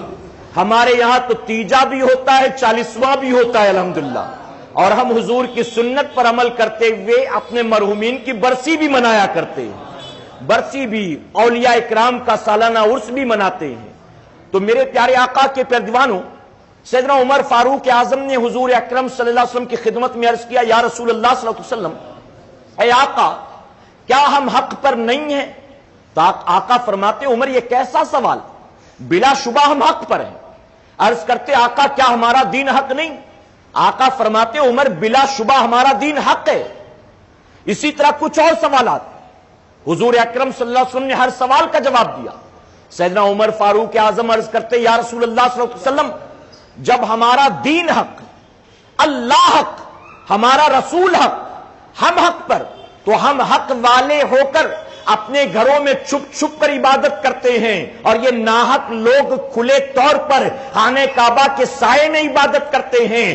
اب عمر مسلمان بن گیا ہے، اب مسلمانوں کو چھپ کر عبادت کرنے کی ضرورت نہیں ہے، اب مسلمان اللہ کے سجدے کریں گے تو خانہ کعبہ کے سامنے اللہ کا سجدہ کریں گے۔ یہ کہہ کر عمر فاروق اعظم نے تلوار نکالی اور کہا میرے ساتھ چلو، آج ہم خانہ کعبہ کے سامنے کھلے طور پر سجدہ کریں گے۔ فرمایا آگے آگے سیدنا عمر فاروق اعظم تلوار لے کر چل رہے تھے، اور پورے قافلے کے پیچھے پیچھے جناب امیر حمزہ تلوار لے کر چل رہے تھے، اور درمیان میں میرے آقا اپنے غلاموں کو لے کر جا رہے تھے۔ خانہ کعبہ کے سائے میں پہنچے، وہاں پہنچنے کے بعد مسلمانوں کی صفیں لگتی ہیں، 2 صفیں تیار ہوئے، تمام چاروں طرف سے کافروں نے گھیر لیا، اونچی اونچی پہاڑیوں سے گھرا ہوا تھا اس وقت خانہ کعبہ، پہاڑیوں پر لوگ کھڑے ہو کر یہ منظر دیکھ دیکھ رہے تھے، مسلمان اللہ کا سجدہ کر رہے تھے اور عمر فاروق اعظم کافروں کو للکار رہے تھے، اے لوگوں عمر مسلمان بن گیا ہے، اب مسلمان اللہ کا سجدہ اپنے گھروں میں چھپ کر نہیں کرے گا، اب مسلمان اللہ کا سجدہ کرے گا تو اللہ کے گھر خانے کعبہ کے سامنے کھل کر کرے گا۔ اب اگر کسی کو اپنی بیوی کو بیوہ بنانا ہو، آئے عمر کا مقابلہ کر کے دیکھ لے، اگر کسی کو اپنے بچوں کو یتیم کرنا ہو، آؤ آئے عمر کا مقابلہ کر کے دیکھ لے، اگر کسی کو اپنے ماں باپ کی گود اجاڑنی ہو، آئے آ کر عمر کا مقابلہ کر کے دیکھ لے۔ اے مسلمانوں، کسی کی جرت نہیں تھی کہ عمر کی للکار اور تلوار کا کوئی جواب دیتا، اور یہ پہلی بار تھا کہ جب مسلمان کھلے آسمان کے نیچے اللہ کے گھر کے سامنے اللہ کا سجدہ کر رہے تھے، اور یہی وہ دن تھا جس کے بارے میں آقا نے دعا کی تھی، اے اللہ عمر کے ذریعے تو اسلام کو عزت عطا فرما۔ اب یہاں ایک بات عقائد اہل سنت کے تحت عرض کرنا ضروری سمجھتا ہوں، اسلام کو عزت دینے والا اللہ ہے کہ عمر ہے؟ اللہ ہے نا، اللہ ہے نا، اور عمر فاروق اعظم کا نمبر تو 40واں ہے، ان سے پہلے صدیق اکبر بن چکے، مولا علی بن چکے، عثمان غنی بن چکے۔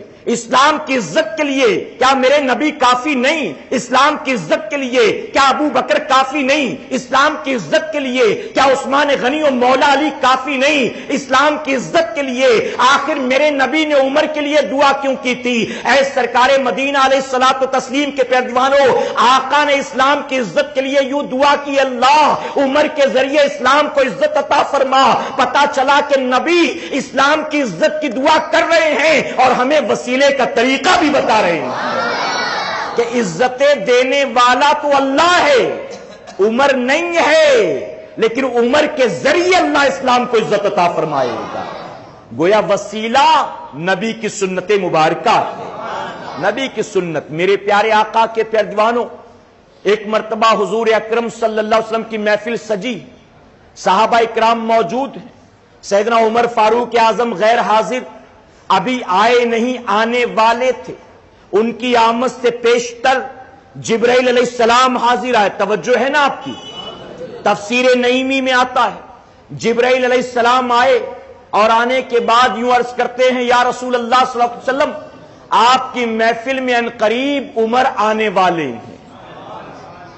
آقا خاموش، پھر عرض کرتے ہیں، یا رسول اللہ صلی اللہ علیہ وسلم آقا آپ کی محفل میں عنقریب عمر آنے والے ہیں۔ میرے آقا نے فرمایا کہ ہاں ہاں میں جانتا ہوں۔ اے جبرائیل، کیا تو بھی میرے عمر کو جانتا ہے؟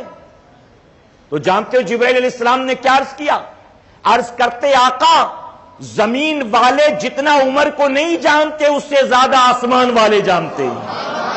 آسمان والے۔ نبی خوش ہو گئے غلام کی تعریف سن کر، فرماتے ہیں کہ اے جبرائیل ذرا کچھ اور میرے عمر کی تعریف سنا دے، کچھ اور تعریف سنا دے۔ پتا چلا عمر کی تعریف کرو نبی خوش ہوتے ہیں، اور نبی عمر کی تعریف کے لیے جبرائیل سے کہہ رہے ہیں۔ جبرائیل جو سید المعصومین فرشتوں کے سردار، اب جبرائیل سے نبی تعریف سنیں، نبی کو خوشی ہو۔ ہم غلامان مصطفیٰ کیا ان کی تعریف کریں گے نبی خوش نہیں ہوں گے؟ ہم اسی لیے ان کا یوم مناتے ہیں، ان کی تاریخ شہادت مناتے ہیں۔ جبرائیل علیہ السلام نے کیا عرض کیا؟ عرض کرتے، آقا آپ مجھ سے عمر کی تعریف سننا چاہتے ہیں، سنیں۔ نوح علیہ السلام کی عمر بھی لے کر آ جاؤں اور تعریفیں کرنا شروع کروں تو نوح کی عمر ختم ہو جائے گی، عمر کی تعریف ختم نہیں ہوگی۔ اور نوح علیہ السلام کی عمر جانتے کتنی؟ تقریباً 950 سال ہے۔ یعنی میں جبرائیل اگر عمر کی تعریف کرنی شروع کر دوں 950 سال گزر جائیں گے، عمر کی تعریف ختم نہیں ہوگی۔ میرے آقا فرماتے ہیں، اللہ نے زمین پر مجھے 2 وزیر دیے اور آسمان پر مجھے 2 وزیر دیے۔ جبرائیل اور میکائیل یہ جنت میں میرے وزیر ہیں، اور عمر اور ابو بکر یہ زمین پر میرے وزیر ہیں۔ ایک مرتبہ سیدنا صدیق اکبر سیدنا عمر فاروق اعظم آ رہے تھے، ان دونوں کو دیکھ کر میرے آقا جانتے ہو کیا فرماتے؟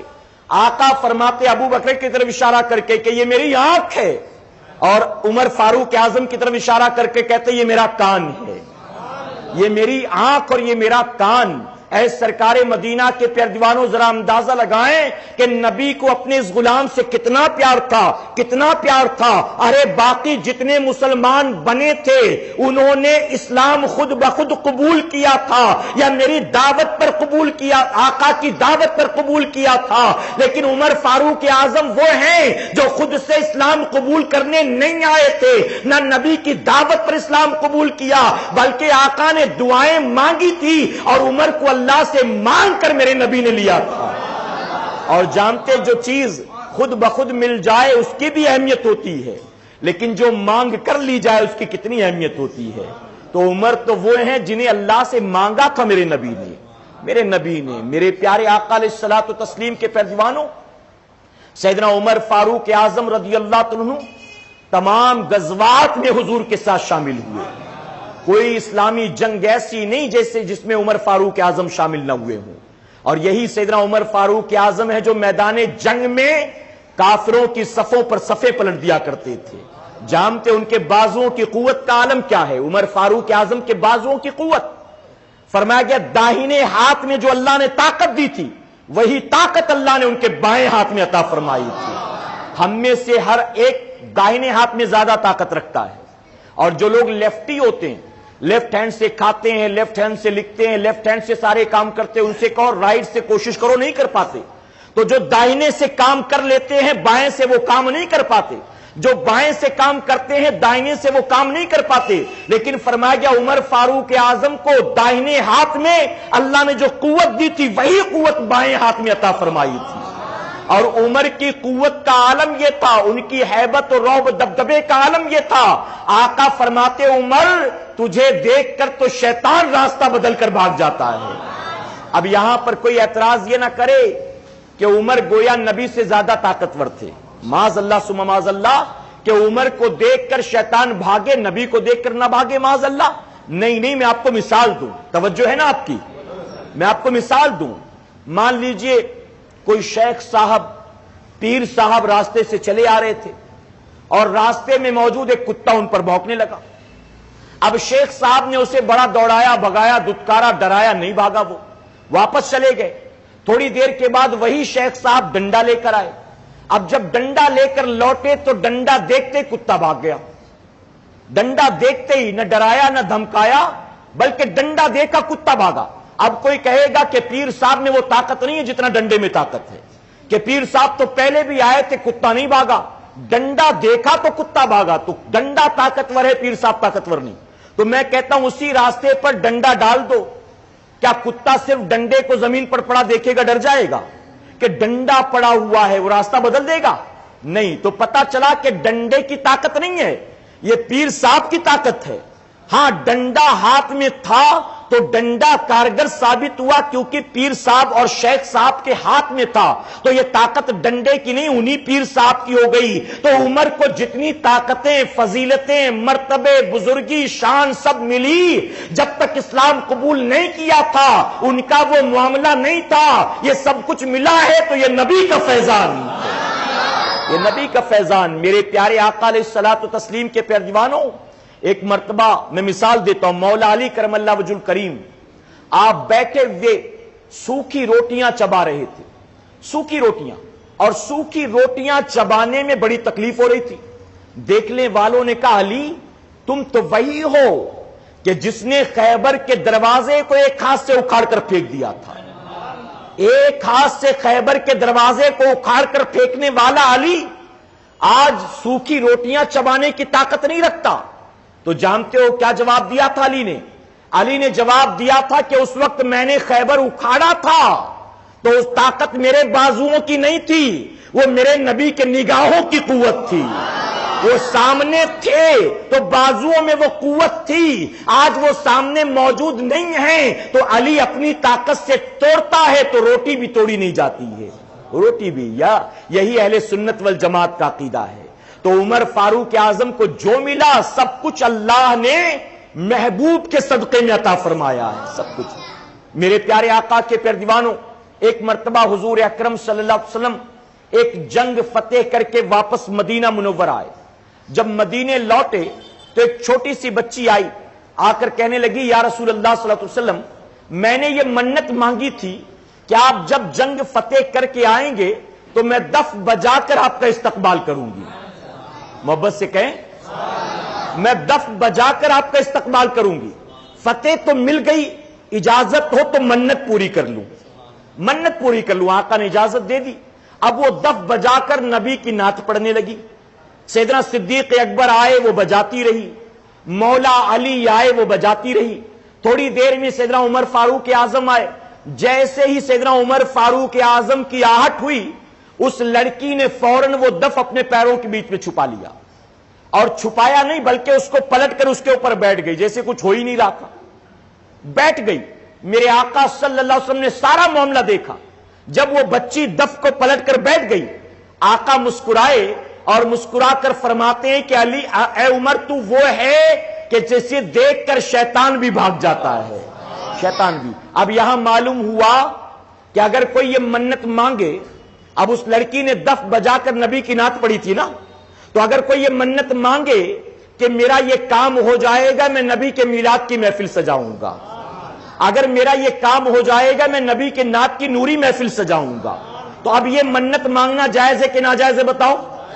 اور یہ منت آقا سے ثابت ہے, ورنہ میرے آقا فرماتے کہ کیسی منت تو نے مانگ لی, کیسی منت تو نے مانگ لی. ارے جا کر تسبیح گھما, جا کر وظائف کر, جا کر کچھ صدقہ کر دے, کچھ سجدے کر لے, کچھ روزے رکھ لے. ہاں وہ تمام منتیں بھی درست ہیں, لیکن اگر کوئی میلاد پاک کی منت مانگے تو وہ منت مانگنا بھی آقا کے گویا غلاموں کی سنت مبارکہ ہے. تو یہ طریقہ بھی صحیح ہے. میرے پیارے آقا کے پیارے دیوانوں, بہت تفصیل میں نہیں جاتا میں, اب آئیے گفتگو کو سمیٹتا ہوں. آپ میری بات سمجھ رہے ہیں نا؟ سیدنا عمر فاروق اعظم رضی اللہ عنہ امیر المومنین بننے کے بعد, خلیفۃ المسلمین بننے کے بعد, جانتے ہیں آپ کا حال کیا تھا؟ آپ رات بھر گشت کرتے تھے اور دن بھر رعایا کے حالات معلوم کرتے اور حکومت کے حالات معلوم کرتے. گورنرز جہاں بنا بنا کر بھیجے تھے ان سے ان علاقوں کے حالات معلوم کرتے تھے. کسی نے کہا کہ امیر المومنین آپ نہ دن کو سوتے ہیں نہ رات کو سوتے ہیں, دن رات جاگتے ہیں, اتنی محنت کیوں کرتے ہیں؟ تو آپ فرماتے ہیں کہ اگر میں دن میں سو جاؤں گا تو رعایا پروری کیسے کروں گا, اور اگر میں رات کو سو جاؤں گا تو عبادت الہی کیسے کروں گا؟ دن جاگتا ہوں رعایا پروری کے لیے, رات جاگتا ہوں اللہ کی عبادت اور ریاضت کے لیے. دور دراز سے لوگ آتے تھے ملنے کے لیے. صحابہ کرام نے یہ پسند نہیں کیا کہ عمر امیر المومنین بننے کے باوجود پرانے کپڑے پہنتے ہیں, ٹوٹے پھوٹے مکان میں رہتے ہیں. یعنی جو خلیفۃ المسلمین بننے سے پہلے آپ کا حال تھا وہی حال آپ کا آج بھی ہے. جبکہ اب تو دور دراز سے بادشاہ ملنے آتے ہیں, بادشاہ کے نمائندے آتے ہیں, بڑے بڑے دولت مند آتے ہیں. تو ان لوگوں نے چاہا کہ عمر تھوڑا سا لائف سٹائل کو چینج کریں, لیکن کسی کی جرت نہیں ہوئی کہ وہ جا کر سیدنا عمر فاروق اعظم سے اس کی سفارش کرتے. ان لوگوں نے پلان کیا, صحابہ نے پلاننگ کی کہ ہم نے قیصر و کسریٰ کے بادشاہوں کو دیکھا ہے, دولت مندوں کو, بڑے بڑے کاروباریوں کو دیکھا, ان کی شان ان کی ٹھاٹ دیکھی. ہم چاہتے ہیں کہ سیدنا عمر فاروق اعظم بھی تھوڑی سی اپنی لائف سٹائل چینج کریں, اچھے کپڑے پہنے, مکان اچھا بنوا لیں, اچھی غذا کھایا کریں. تو ان لوگوں نے دو لوگوں کو تیار کیا, اور وہ دو کون تھے؟ ہماری مقدس مائیں تھیں, ماں عائشہ صدیقہ رضی اللہ عنہا اور سیدنا عمر فاروق اعظم کی اپنی بیٹی جو حضور اکرم صلی اللہ علیہ وسلم کے نکاح میں تھی, حضرت حفصہ رضی اللہ عنہا. ان دونوں ماؤں کو تیار کیا اور انہیں بھیجا کہ ہم جائیں گے تو ہمیں ڈر ہے کہ عمر کوڑے نہ لگائیں, آپ جائیں تو ممکن ہے آپ کی بات مان لیں. اب یہ دونوں آئیں اور عمر فاروق اعظم کی خدمت میں آ کر کہنے لگی کہ عمر, ہم چاہتے ہیں کہ آپ تھوڑا سا اپنی لائف سٹائل کو چینج کریں. حضور اکرم صلی اللہ علیہ وسلم جب تک موجود تھے دنیا نہیں آئی تھی, سیدنا صدیق اکبر خلیفۃ المسلمین بنے دنیا نہیں آئی, لیکن اب تو دنیا تیزی سے آ رہی ہے. دور دراز سے دولت مند آتے ہیں, سرمایہ دار آتے ہیں, بڑے بڑے بادشاہوں کے نمائندے آتے ہیں, ان کے ریپریزنٹیٹیو آتے ہیں.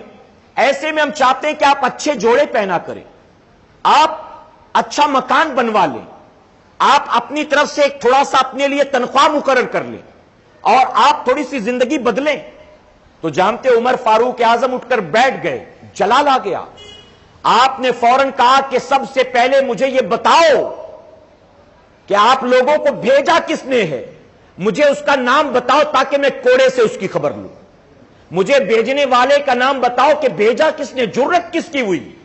پھر اس کے بعد آپ فرماتے ہیں کہ میں عائشہ صدیقہ سے تو کچھ نہیں کہتا ادبن, لیکن حفصہ یہ تو میری بیٹی بھی ہے, میں تجھ سے کہتا ہوں کہ حفصہ تو مجھے بتا, کیا تو نے کبھی دیکھا کہ میرے آقا صلی اللہ علیہ وسلم کے پاس دو جوڑے ایک ساتھ جمع ہوئے؟ کیا میرے آقا کے پاس کبھی دو جوڑے کپڑے تو نے دیکھے؟ تیرے گھر میں کتنے جوڑے تھے میرے نبی کے, بتا. انہوں نے عرض کیا کہ ایک ہی جوڑا تھا. آپ فرماتے ہیں کہ بتا میرے نبی نے کبھی 2 وقت پیٹ بھر کر کھانا کھایا؟ وہ کہتی میری آنکھوں نے کبھی یہ دیکھا نہیں. کیا میرے آقا رات بھر بستر پر پیر پسارے سوتے تھے؟ حضرت حفصہ نے کہا میری آنکھوں نے کبھی دیکھا نہیں. کیا میرے آقا نرم بستر استعمال کرتے تھے؟ انہوں نے کہا کہ میں نے کبھی دیکھا نہیں. بلکہ عرض کرتی ہے کہ ایک مرتبہ حضور اکرم صلی اللہ علیہ وسلم میرے کمرے میں جب باری میری تھی آرام کرنے کے لیے آئے تو وہ ٹاٹ کا بستر جس پر روزانہ سوتے تھے میں نے اس رات اس کو ڈبل کر دیا تھا تاکہ تھوڑا سا نرم ہو جائے. آقا جب صبح سو کر اٹھے تو مجھ سے کہا حفصہ کیا تو نے بستر کو بدل دیا؟ میں نے کہا نہیں یا رسول اللہ صلی اللہ علیہ وسلم, بستر تو وہی ہے, آج میں نے اس کو ڈبل فولڈ کر دیا تاکہ تھوڑا سا نرم ہو جائے. آقا فرماتے حفصہ میرا بستر ویسے ہی بچھایا کر جیسے ہر رات بچھاتی تھی, اس کی نرمی جو ہے اللہ کی عبادت سے مجھے غافل کر دیتی ہے, اسی لیے تو اس کو نرم نہ کرنا. اے حفصہ تو بتا کیا میرے نبی نے نرم بستر استعمال کیا؟ فرماتی نہیں نہیں. آپ فرماتے میرے نبی نے کیا کبھی شاہی کھانے اور دعوتیں کھائیں؟ فرماتی کبھی نہیں. تو آپ فرماتے ہیں کہ سنو 3 دوست تھے, 3 مسافر تھے, ایک منزل کی طرف جا رہے تھے. منزل تھی, راستہ تھا, ایک ساتھی چلتے چلتے راستے سے گزرا, منزل تک پہنچ گیا. اس کے بعد دوسرا چلا, چلتے چلتے وہ بھی اپنی منزل کو پہنچ گیا. اب تیسرا اس راستے پر چل رہا ہے, اسے اس کے راستے سے ہٹانے کی کوشش نہ کرو, انہی کے نقش قدم پر چلے گا تو منزل تک پہنچے گا, وہاں سے ہٹے گا تو وہ اس راستے سے اور منزل سے ہٹ جائے گا. اللہ اکبر. یہ ہے شان سیدنا عمر فاروق اعظم کی, امیر المومنین خلیفۃ المسلمین, وہ جن کے رعب و دبدبے سے قیصر و کسریٰ کے بادشاہ کانپتے تھے, جن کا نام سن کر لوگوں پر لرزہ برندامی تال تاری ہو جایا کرتی تھی, وہ جن کے دور حکومت میں جانتے ہو 22,000 مربع میل کی زمین اسلام کے حکومت اور قبضے میں آ گئی تھی. آپ نے جتنے سال حکومت کی, خلافت کی, کسی لکھنے والے نے لکھا کہ عمر کے دور خلافت میں 22,000 مربع میل کی زمین اسلامی حکومت میں آ گئی تھی. اگر اسلام کو اللہ ایک اور عمر دے دیتا تو مشرق سے مغرب تک پوری دنیا میں صرف اسلام کی حکومت ہوتی. آپ کے دور حکومت میں 300 قلعے فتح ہوئے. کتنے قلعے؟ 300 قلعے. تقریباً 63,000 شہر 63,000 شہر و قصبے اسلام کے قبضے میں آ چکے تھے. اور جانتے ہو عدل و انصاف کا عالم کیا تھا؟ عدل و انصاف کا عالم یہی سیدنا عمر فاروق اعظم رضی اللہ عنہ ہیں. آپ نے حضرت خالد بن ولید کو سپہ سالار بنا کر کیسر کی طرف بھیجا. آپ جب گئے دریائے دجلہ افان پر تھا, دریائے دجلہ کے کنارے پہنچے فوج کو لے کر, تو دریائے دجلہ کو پار کرنے کے لیے کوئی کشتی نہیں تھی, کوئی سواری نہیں, کچھ بھی نہیں. تو جانتے ہو کیا کہا حضرت خالد بن ولید نے؟ آپ نیچے اترے اپنے گھوڑے سے اور دریائے دجلہ کے قریب جا کر کہتے ہیں کہ دریائے دجلہ اگر اللہ کے حکم سے تو جاری ہوتا ہے تو میں تجھے حضور اکرم صلی اللہ علیہ وسلم کی نبوت کا اور عمر کے عدل و انصاف کا واسطہ دیتا ہوں, ہمارے لیے راستہ پیدا کر دے. آپ نے یہ جملے کہے, اپنے گھوڑے پر سوار ہوئے، فرمایا گیا پھر گھوڑے کو لگام لگائی اور دریائے دجلہ میں گھوڑے کو ڈال دیا۔ جب خالد بن ولید چلے تو پوری فوج جو تھی پیچھے پیچھے چل پڑی۔ فرمایا گیا دریائے دجلہ نے مسلمانوں کی فوج کے لیے ایسا راستہ پیدا کیا کہ خالد بن ولید کی قیادت میں پوری فوج دریائے دجلہ کو پار کر جاتی ہے اور کسی کے گھوڑے کا کھر جو تھا وہ بھی گیلا نہیں ہوا تھا۔ یہ عمر فاروق اعظم کے عدل و انصاف کا عالم تھا۔ ایک مرتبہ ایک یہودی اور ایک مسلمان میں جھگڑا ہو گیا۔ دیکھیں عمر فاروق اعظم کا عدل و انصاف۔ آپ سن رہے ہیں توحید نیٹ ورک کی اسلامک آواز۔ Tawheed network international Islamic YouTube channel. ایک یہودی اور ایک مسلمان میں کسی زمین کو لے کر جھگڑا ہوا۔ یہودی نے کہا میں چاہتا ہوں مقدمہ لے کر ہم نبی کی خدمت میں چلیں، نبی کی خدمت میں۔ مسلمان دل ہی دل میں بڑا خوش کہ یہودی تو خود ہی پھنس گیا، معاذ اللہ خود ہی پھنس گیا، ہمارے نبی کے پاس جائے گا، ظاہر فیصلہ تو مسلمان کے حق میں ہوگا۔ اب دونوں پہنچے، وہاں پہنچ کر جب سارا معاملہ بیان کیا تو حضور اکرم صلی اللہ علیہ وسلم نے سارا معاملہ سننے کے بعد فیصلہ یہودی کے حق میں فرما دیا ہے۔ حق پر یہودی تھا، آقا نے اس کو اس کا حق دے دیا۔ اب جب یہودی کو حق مل گیا، مسکرایا، وہ چل پڑا۔ مسلمان نے آواز دیا کہ میں چاہتا ہوں کہ یہ مقدمہ لے کر ہم عمر کے پاس چلیں، میں چاہتا ہوں کہ عمر کے پاس چلیں، ان کو بتائیں کہ کیس کیا ہے، معاملہ کیا ہے۔ وہ جانتا تھا کہ عمر کفار و مشرکین کے معاملے میں شدت زیادہ کرتے ہیں اور مسلمانوں کے لیے بہت نرم دل ہے۔ اس نے سوچا کہ شاید میرا وہاں کام بن جائے۔ اس نے کہا عمر کے پاس چلو۔ یہودی کہنے لگا کہ عجیب آدمی ہو، ارے چھوٹی عدالت سے بڑی عدالت میں تو کیس لے جایا جا سکتا ہے، لیکن بڑی عدالت میں فیصلہ ہونے کے بعد چھوٹی عدالت کی طرف جانا یہ کہاں کی عقل مند تھی؟ مسلمان کہنے لگا نہیں، میں تو جو عمر فیصلہ کریں گے وہی مانوں گا۔ اس نے کہا ٹھیک ہے، نہیں مانتے تو چلو۔ اب دونوں پہنچے سیدنا عمر فاروق اعظم کی خدمت میں۔ سیدنا عمر فاروق اعظم کے پاس پہنچے، سارا معاملہ بیان کیا۔ اس سے پہلے کہ سیدنا عمر فاروق اعظم کوئی جواب دیتے، یہودی نے کہہ دیا کہ اے عمر، فیصلہ دینے سے پہلے سنو، ہم یہی مقدمہ لے کر تمہارے نبی محمد صلی اللہ علیہ وسلم کے پاس گئے تھے، انہوں نے میرے حق میں فیصلہ سنا دیا لیکن یہ ماننے کو تیار نہیں ہے۔ اب جب عمر فاروق اعظم نے سنا، آپ کو جلال آ گیا، آپ نے فرمایا تھوڑی دیر رک، میں ابھی فیصلہ کرتا ہوں۔ اندر کمرے میں تشریف لے گئے، تلوار ننگی لے کر آئے اور لانے کے بعد آپ نے فرمایا جو میرے نبی کا فیصلہ نہ مانے اس کا فیصلہ عمر کی تلوار کرے گی۔ یہ کہہ کر آپ نے مسلمان کی گردن کو مار دیا۔ اللہ اکبر، مسلمان کی گردن کو مارنا تھا، پورے مدینے میں ہنگامہ ہو گیا۔ عمر نے ایک مسلمان کو قتل کر دیا، عمر نے ایک مسلمان کو قتل کر دیا۔ جب میرے آقا کو خبر ہوئی تو جانتے میرے آقا کتنے کانفیڈنس و یقین کے ساتھ فرماتے ہیں، فرماتے عمر کی تلوار کبھی کسی مومن کی گردن کو نہیں کاٹ سکتی ہے، عمر نے مارا ہے تو مسلمان نہیں، ایک منافق کو مارا۔ یہ عمر کا عدل و انصاف، یہی سیدنا عمر فاروق اعظم۔ ایک مرتبہ بادشاہ روم کا الچی آیا، مدینے میں پہنچا تلاش کرنے کے لیے کہ مسلمانوں کے بادشاہ کہاں ہیں۔ لوگوں نے دکھایا کہ وہ کٹیا نظر آ رہی ہے، وہ ٹوٹا پھوٹا مکان نظر آتا ہے، وہی ہمارے بادشاہ کا، وہی ان کا کمرہ ہے، وہی ان کا گھر ہے۔ تو آنے کے بعد اس نے سوچا تھا شاید کوئی عالی شان محل ہوگا۔ اس نے دیکھا کہ جیسے عام مسلمانوں کے مکان ویسے ہی مکان عمر فاروق اعظم کا۔ اس نے کہا کہ مسلمانوں مجھے بتاؤ تمہارا بادشاہ اس وقت کہاں ہوگا؟ تو مسلمانوں نے کہا کسے ڈھونڈتا ہے تو؟ اس نے کہا کہ تمہارے بادشاہ عمر کو۔ تو مسلمانوں نے کہا کہ وہ ہمارے بادشاہ نہیں ہے، وہ تو ہمارے خلیفہ ہیں، وہ تو ہمارے امیر المومنین ہے، وہ بادشاہ نہیں ہے، بادشاہ تو وہ ہے جو روم میں بیٹھا ہے، ہمارا بادشاہ نہیں ہے، عمر تو ہمارے خلیفہ ہیں۔ تو کہا کہ وہ کہاں ہیں؟ لوگوں نے بتایا فلاں باغ میں آرام کر رہے ہوں گے، یہ قیلولہ کرنے کا وقت ہے ان کے۔ وہ تلاش کرتا کرتا باغ میں پہنچا، دور سے دیکھا تو حیران، جانتے کیفیت کیا ہے؟ سیدنا عمر فاروق اعظم دوپہر کا وقت ہے، ایک درخت کے نیچے لیٹے ہوئے، پتھر کا تکیہ بنا کر سو رہے ہیں، چہرے پر دھوپ پڑ رہی ہے، دھوپ سے پسینہ بہہ کر زمین پر گر رہا ہے۔ جب دور سے دیکھا تو حیران رہ گیا کہ مسلمانوں کا یہ امیر المومنین کھلے آسمان کے نیچے پتھر کا تکیہ بنا کر دھوپ میں اطمینان سے سوتا ہو.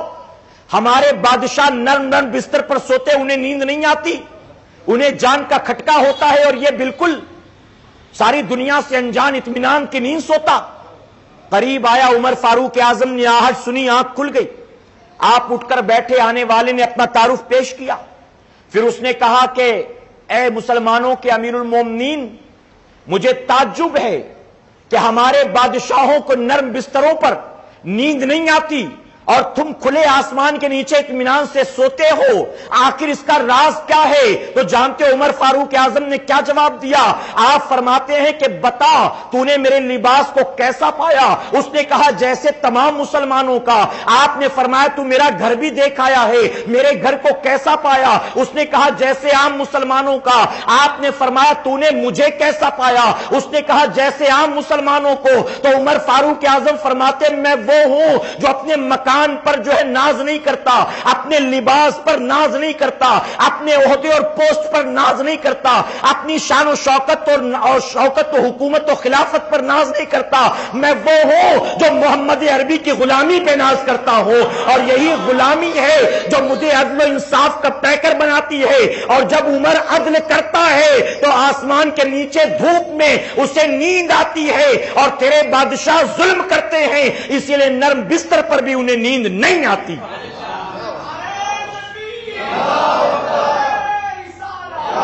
اب آخری دو باتیں. رعایا پروری کا حال یہ تھا کہ سیدنا عمر فاروق اعظم راتوں کو مدینے کی گلیوں میں نکلتے رعایا پروری کے لیے. ایک رات اپنے ایک ساتھی کو لے کر, یا یوں کہیں کہ اپنے غلام کو لے کر چلے, مدینہ منورہ کی گلیوں سے گزر رہے تھے. آپ نے ایک گھر میں ہلکی ہلکی روشنی دیکھی. جب ہلکی ہلکی روشنی نظر آئی تو آپ نے اپنے غلام سے کہا کہ لگتا ہے اس گھر والے جاگ رہے ہیں. جاگنے کی وجہ کیا ہے اتنی رات کو جب سارے مدینے کے باشندے, شہر نبی کے لوگ اطمینان سے سوتے ہو, یہ گھر جاگتا کیوں ہے؟ آپ پہنچے تو آپ نے سنا کہ اس گھر کے اندر سے بچوں کے رونے کی آواز سنائی دے رہی تھی. کان لگا کر غور سے سنا تو ایک بچہ کہہ رہا تھا کہ ماں اب مجھ سے بھوک برداشت نہیں ہوتی ہے, جیسا تیسا ہی صحیح جو بھی پکا ہو مجھے کھلا دے. دوسرا بچہ کہہ رہا تھا ماں بھوک نے تیرے بچے کو موت کے قریب کر دیا ہے, اب مجھ سے انتظار نہیں ہوتا, ماں جلدی سے مجھے کھلا دے. تیسرا بچہ کہنے لگا کہ ماں 2 دن کی بھوک اب برداشت نہیں ہوتی, جو ہے وہ دے دے مجھے. ماں کہہ رہی تھی بیٹا تھوڑی دیر رک جاؤ, میں اسے اور اچھے سے پکا لوں, تھوڑا اور انتظار کرو میں اچھے سے پکا لوں. عمر فاروق اعظم سے نہ رہا گیا. آپ فوراً بنا اجازت کے اس گھر کے اندر تشریف لے گئے. آپ جب اندر گئے اس خاتون نے دیکھا, اجنبی کو دیکھ گھبرا گئی. اس نے کہا کہ اجنبی تو کون ہے, یہاں کیسے؟ آپ نے فرمایا کہ بہن میں قریب سے گزر رہا تھا, تیرے بچوں کے رونے کی آواز سنی, مجھ سے رہا نہ گیا, میں بس یہ جاننے آیا ہوں کہ کس بات نے تیرے بچوں کو رلایا, یہ رو کیوں رہے ہیں؟ عمر فاروق اعظم نے دیکھا چولہا جل رہا ہے, اس پر ہنڈیا رکھی ہے, اوپر سے برتن, یعنی اسے ڈھاکا ہوا ہے. آپ نے کہا تیرے بچوں کے رونے کی وجہ کیا؟ تو اس خاتون نے کہا کہ تجھے کیا لینا دینا میرے معاملے سے, تو جا اپنا کام کر, کیوں پریشان ہوتا ہے؟ تو آپ نے فرمایا کہ بہن بتا تو صحیح مسئلہ کیا ہو سکتا ہے, میں تیری کچھ مدد کر سکوں. تو اس خاتون نے کہا کہ جس کو میری مدد کرنی چاہیے وہ تو آرام سے اپنے گھر میں سو رہا ہوگا, جسے اللہ نے ہمارا خلیفہ بنایا ہے, جسے اللہ نے امیر المومنین بنایا ہے, اس کو ہماری فکر نہیں ہے, تجھے کیا ضرورت ہے میری فکر کرنے کی؟ اب عمر فاروق اعظم نے جب یہ سنا کہ اس کو امیر المومنین سے شکایت ہے, آپ نے کہا بہن اسے کیا پتا کہ تیری تکلیفیں کیا ہے, عمر کیا جانتا ہے کہ تیری تکلیفیں کیا ہے, اس کے کاندھوں پر اللہ نے بڑی ذمہ داریاں رکھی ہیں, کم سے کم تو ہی بتا دے میں تیرا پیغام پہنچا دوں گا. تو جانتے ہو اس عورت نے کیا کہا؟ اس عورت نے کہا کہ جب اسے خبر نہیں ہے کہ ہم کس حال میں ہیں تو اسے امیر المومنین بننے سونے کا حق کس نے دیا ہے؟ کیا ضرورت نہیں ہے کہ وہ رعایا پروری کرے؟ کیا ضرورت نہیں کہ وہ لوگوں کی خبر گیری کرے؟ آپ نے کہا بہن تو مجھے تو بتا دے، ہو سکتا ہے میں تیری مدد کر سکوں۔ اس نے کہا کہ ٹھیک ہے، سننا چاہتے ہو تو سنو، میرے یتیم بچے 2 دن سے بھوکے ہیں، میرے گھر میں نہ کوئی کمانے والا ہے، نہ ایک دانہ کھلانے کو موجود ہے۔ آج جب بچوں کی بھوک مجھ سے نہ دیکھی گئی تو چولہا میں نے جلایا ہے، ہنڈیا میں پانی میں نے چڑھا دیا، بہت دیر سے پانی ابل رہا تھا، میں نے سوچا انتظار کر کر کے یہ سو جائیں گے، آج کی رات گزر جائے پھر کل کہیں سے انتظام ہو جائے گا، لیکن یہ بچے سونے کا نام نہیں لیتے۔ آج بھوک نے انہیں اتنا توڑ دیا ہے کہ انہیں نیند بھی نہیں آتی ہے۔ اللہ اکبر! عمر فاروق اعظم نے جیسے ہی سنا آپ فوراً اس گھر سے پلٹتے ہیں، آپ کا خادم بھی آپ کے ساتھ پلٹا، فرمایا گیا مال غنیمت جہاں رکھا تھا وہاں پہنچے، وہاں پہنچ کر آپ نے ایک بوری کے اندر آٹے کو بھرا، اسے اپنی پیٹھ پر رکھنا چاہتے تھے۔ غلام نے کہا امیر المومنین آپ یاد کیا کرتے ہیں؟ آپ مجھے موقع دے، میں یہ خدمت کروں گا۔ آپ نے فرمایا کہ بتا کیا قیامت کے دن بھی تو میرا بوجھ اٹھائے گا؟ اس نے کہا وہ تو میں نہیں کر سکتا۔ آپ فرماتے ہیں کہ میں ان کا قصوروار ہوں، اب ان تک کھانا میں پہنچاؤں گا، تو میرا بوجھ قیامت میں نہیں اٹھا سکتا، تو یہاں بھی اٹھانے کی کوئی ضرورت نہیں ہے۔ آپ نے بوری کو کاندھے پہ لیا، تھوڑا سا گھی ساتھ لیا، اس کے بعد پھر اس گھر میں آتے ہیں، چولہے پر جو ہنڈیا چڑھی تھی آپ نے اس کو ہٹایا ہے، اس پر توا رکھا ہے، اس کے بعد ایک برتن میں آٹے کو نکالا ہے، پانی ملایا ہے، اپنے ہاتھ سے آٹے کو گوندتے ہیں، روٹیاں بناتے ہیں، اس میں گھی لگاتے ہیں، پھر توے پر روٹیاں سیکتے ہیں، بچوں کو توڑ توڑ کر اپنے ہاتھ سے کھلاتے ہیں، یہاں تک کہ بچوں نے پیٹ بھر کے کھانا کھا لیا۔ اب جب کھا لیا تو عمر فاروق اعظم ان کے گھر کے کونے میں کبھی یہاں دوڑتے تھے، کبھی وہاں دوڑتے تھے، کبھی یہاں دوڑتے تھے۔ ان کا یہ دوڑنا بھاگنا دیکھ کر بچے مسکرانے لگے، آپ کی آنکھوں میں آنسو بھر آئے۔ آپ فرماتے ہیں کہ میری یہ تمنا تھی جن آنکھوں سے بچوں کو روتا دیکھا تھا انہی آنکھوں سے بچوں کو ہنستا ہوا دیکھوں گا، میں نے اپنا کام کر لیا۔ جب اس عورت نے یہ سارا معاملہ دیکھا تو جانتے ہو دیکھنے کے بعد کیا کہتی ہے؟ دیکھنے کے بعد کہتی ہے اللہ نے عمر کو امیر المومنین بنا دیا، تیرے جیسے نرم دل کو امیر المومنین بننا چاہیے۔ میں قیامت کے دن عمر کا دامن پکڑوں گی اور نبی کریم صلی اللہ علیہ وسلم کی بارگاہ میں عمر کی شکایت کروں گی۔ اللہ اکبر! اتنا سننا تھا کہ آپ کی آنکھوں سے آنسو جاری ہو گئے۔ آپ فرماتے ہیں کہ بہن اگر تو میرے اس عمل سے خوش ہے، اگر تو میرے اس عمل سے راضی ہے تو تو عمر کو معاف کر دے۔ اس نے کہا کہ میں ہرگز عمر کو معاف نہیں کروں گی۔ آپ فرماتے ہیں کہ اگر تو مجھ سے خوش ہے تو عمر کو معاف کر دے۔ اس عورت نے کہا میں تجھ سے بہت خوش ہوں لیکن عمر کو معاف کیوں کروں؟ عمر میرا قصوروار ہے، میں قیامت میں اس کے خلاف مقدمہ دائر کروں گی۔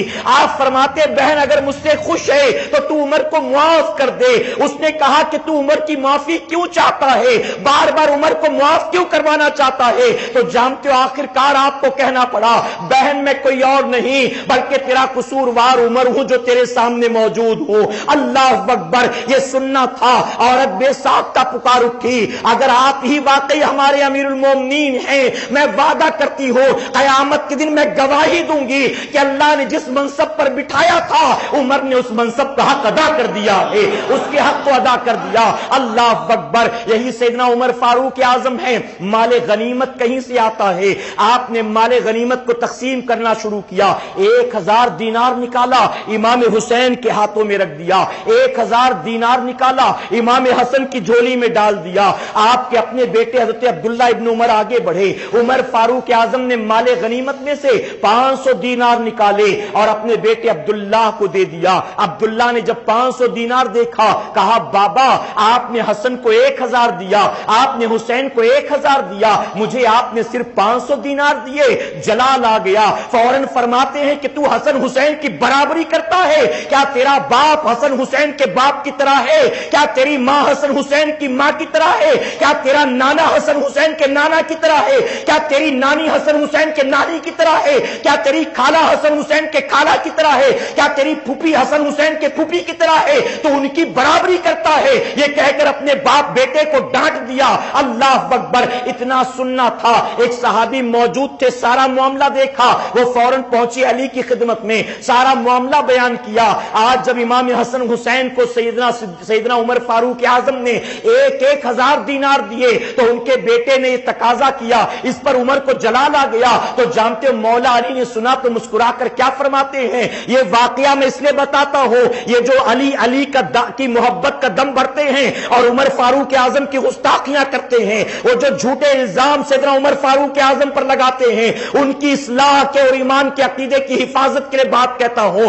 ہم دشمنی میں بکواس کرتے ہیں، حق تو یہ ہے تمام صحابہ میں اللہ نے محبت پیدا فرمایا تھا، اور عمر فاروق اعظم میرے نبی سے جتنی محبت کرتے تھے نبی کے غلاموں سے بھی اتنی ہی محبت کیا کرتے تھے۔ فرمایا گیا جب علی نے سنا مسکرا کر فرماتے ہیں کہ میرے نبی نے کہا تھا اللہ نے عمر کو جنت کا چراغ بنا کر پیدا فرمایا، عمر جنت کا چراغ ہیں۔ وہ صحابی سنتے ہیں، فوراً پہنچے عمر فاروق اعظم کے پاس اور جا کر کہا کہ عمر جب میں نے علی کو یہ واقعہ بتایا تو علی نے آپ کے بارے میں یہ کہا۔ جانتے ہو سیدنا عمر فاروق اعظم نے کیا کیا؟ انہوں نے کہا علی نے میرے بارے میں ایسا کہا۔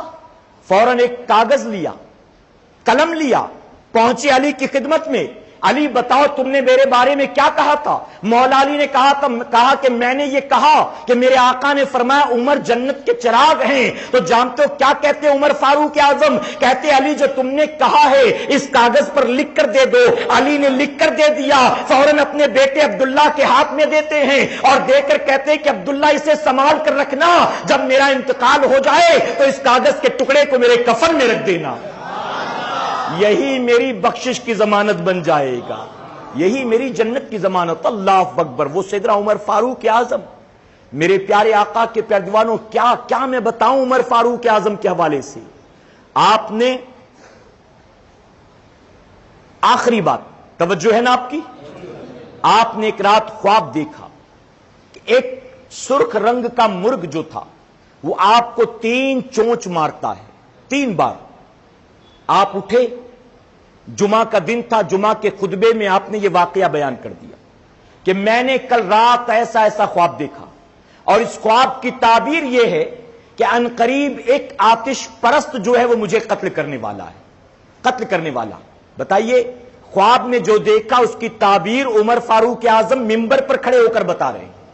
اور کیوں نہ ہو عمر فاروق اعظم بہت ضعیف ہو گئے تھے، آپ نے میدان جہاد میں جانا بند کر دیا تھا، لیکن آپ ہمیشہ دعا کرتے تھے یا اللہ تو مجھے شہادت کی موت عطا فرما، اللہم ارزقنا شہادتا فی سبیلک، اے اللہ تو مجھے شہادت کی موت عطا فرما، اے اللہ تو مجھے مدینے میں موت عطا فرما۔ مدینے میں لوگ کہتے ہیں موت بھی شہادت کی چاہتے ہیں، اور وہ بھی مدینے میں گھس کر انہیں شہید کرے، کس کی جرت ہو سکتی ہے، کس کی جرت؟ لیکن اللہ اپنے محبوبین کی دعاؤں کو رد نہیں فرماتا ہے۔ عمر مانگتے تھے، مولا نے قبول کیا۔ اور پچھلے ہفتے میں نے بتایا تھا کہ عمر فاروق اعظم اور عثمان غنی کی شہادت کی بشارت میرے آقا نے پہلے ہی عطا فرما دی تھی، پہلی بخاری شریف کی حدیث مبارکہ۔ تو سیدنا عمر فاروق اعظم نے جمعہ کے خطبے میں یہ بات کہہ دی، تعبیر بتا دی۔ بدھ کے دن فجر کی نماز کے بعد آپ صف بندی کر رہے تھے، آپ جب امامت کے لیے آتے تو صفے درست کرتے، صفے درست کرنے کے بعد مصلی پر کھڑے ہوئے آپ نے جیسے اللہ اکبر کہہ کے ہاتھ باندھا، انہی صفوں کے درمیان فیروز لولو نام کا ایک آتش پرست چھپا تھا جس کے پاس زہر میں بجھا ہوا خنجر تھا۔ اس نے فوراً سیدنا عمر فاروق اعظم پر حملہ کیا اور اس نے آپ کے پیٹ میں 3 زخم مارے، 3 وار کیا۔ زہر میں بجھا ہونے سے مراد رات بھر اسے زہر میں ڈبا کر رکھتے ہیں، اور جب اس سے زخم پہنچایا جائے تو معمولی سا زخم ہونے پر بھی اس زخم کے ذریعے زہر پورے جسم میں پھیل جاتا ہے۔ تو آپ جیسے ہی 3 وار ہوئے تاب نہیں لا سکے، نیچے گر گئے۔ اب آپ جیسے نیچے آئے، دوسرے صحابی مصلی پر آئے، انہوں نے نماز پڑھانا آگے کنٹینیو کیا۔ فرمایا گیا وہ جو دوسرے صحابی مصلی امامت پر کھڑے ہو کر نماز کمپلیٹ کر رہے ہیں، عمر فاروق اعظم حالت زخم میں نیچے بیٹھے بیٹھے جماعت میں شامل ہو گئے، جماعت میں پھر بے ہوش ہو گئے۔ اور جانتے جب ہوش آیا تو پہلا سوال کیا تھا امیر المومنین سیدنا عمر فاروق اعظم کا؟ ہوش آیا تو پہلا سوال یہی تھا کہ گشی طاری ہونے سے پہلے میری نماز مکمل ہو گئی تھی کہ نہیں ہو گئی تھی، یعنی اس کی قضا کرنی پڑے گی یا کمپلیٹ ہو گئی تھی، کیا فکر ہے؟ اور فرمایا گیا زخم دینے کے بعد وہ شخص بھاگا، صفوں میں جو صحابہ تھے ان کو بھی زخمی کرتا ہوا بھاگا، یہاں تک کہ مسجد نبوی شریف کے باہر نکل گیا۔ باہر سے کچھ صحابہ آ رہے تھے، اس میں ایک انصاری صحابی تھے، ہاتھ میں خون میں سنا ہوا خنجر دیکھا تو انہوں نے اس پر کمبل ڈالا اور کمبل ڈال کر اسے پکڑ لیا۔ جب اس کو پکڑ لیا تو اس نے اسی خنجر سے خودکشی کر لی، یعنی اپنے آپ کو بھی اس نے ختم کر لیا۔ عمر فاروق اعظم کا زخم اتنا گہرا تھا کہ جب آپ پانی پیتے تھے تو پانی اس کے راستے سے بہہ جاتا تھا، یعنی کوئی چیز گویا جسم میں نہیں جاتی تھی۔ اور یہ کب ہوا؟ 26 ذی الحجہ کو۔ 26 ذی الحجہ بدھ کا دن تھا، اور آج بھی بدھ کا دن تھا، بدھ کا دن۔ میرے پیارے آقا کے پیارے دیوانوں، ایک نوجوان آیا آپ کی عیادت کے لیے، تھکے تو نہیں نا آپ؟ ایک نوجوان آیا عیادت کے لیے، اس کے کپڑے ٹکنوں کے نیچے لٹک رہے تھے۔ اس نے آ کر کہا حضور کیا حال ہے آپ کا؟ آپ فرماتے ہیں میرا حال تو ٹھیک ہے لیکن تیرا حال ٹھیک نظر نہیں آتا ہے۔ اس نے کہا مجھے کیا ہوا؟ آپ فرماتے کیا تجھے پتا نہیں ٹکنوں کے نیچے کپڑا لٹکانا نبی کی سنت کے خلاف ہے؟ نبی کی سنت کے خلاف، کیا تو نبی کی سنت پر عمل نہیں کرتا؟ اس نے کہا مجھ سے غلطی ہو گئی، آئندہ خیال رکھوں گا۔ آپ فرماتے آقا کی سنت بھی ہے، تیرے کپڑے بھی میلے ہونے سے بچ جائیں گے۔ ذرا سوچیں کہ اس حالت میں بھی نبی کی سنت کی دعوت دے رہے ہیں۔ اللہ ہمیں بھی اسی طرح توفیق عطا فرمائے۔ اس حالت میں بھی میرے پیارے آقا کے ترجمانوں سیدنا عمر فاروق اعظم اسی حالت میں رہے، یہاں تک کہ ایک محرم الحرام کو آپ دنیا سے رخصت ہوئے، شہادت کی موت اللہ نے آپ کو عطا فرمایا۔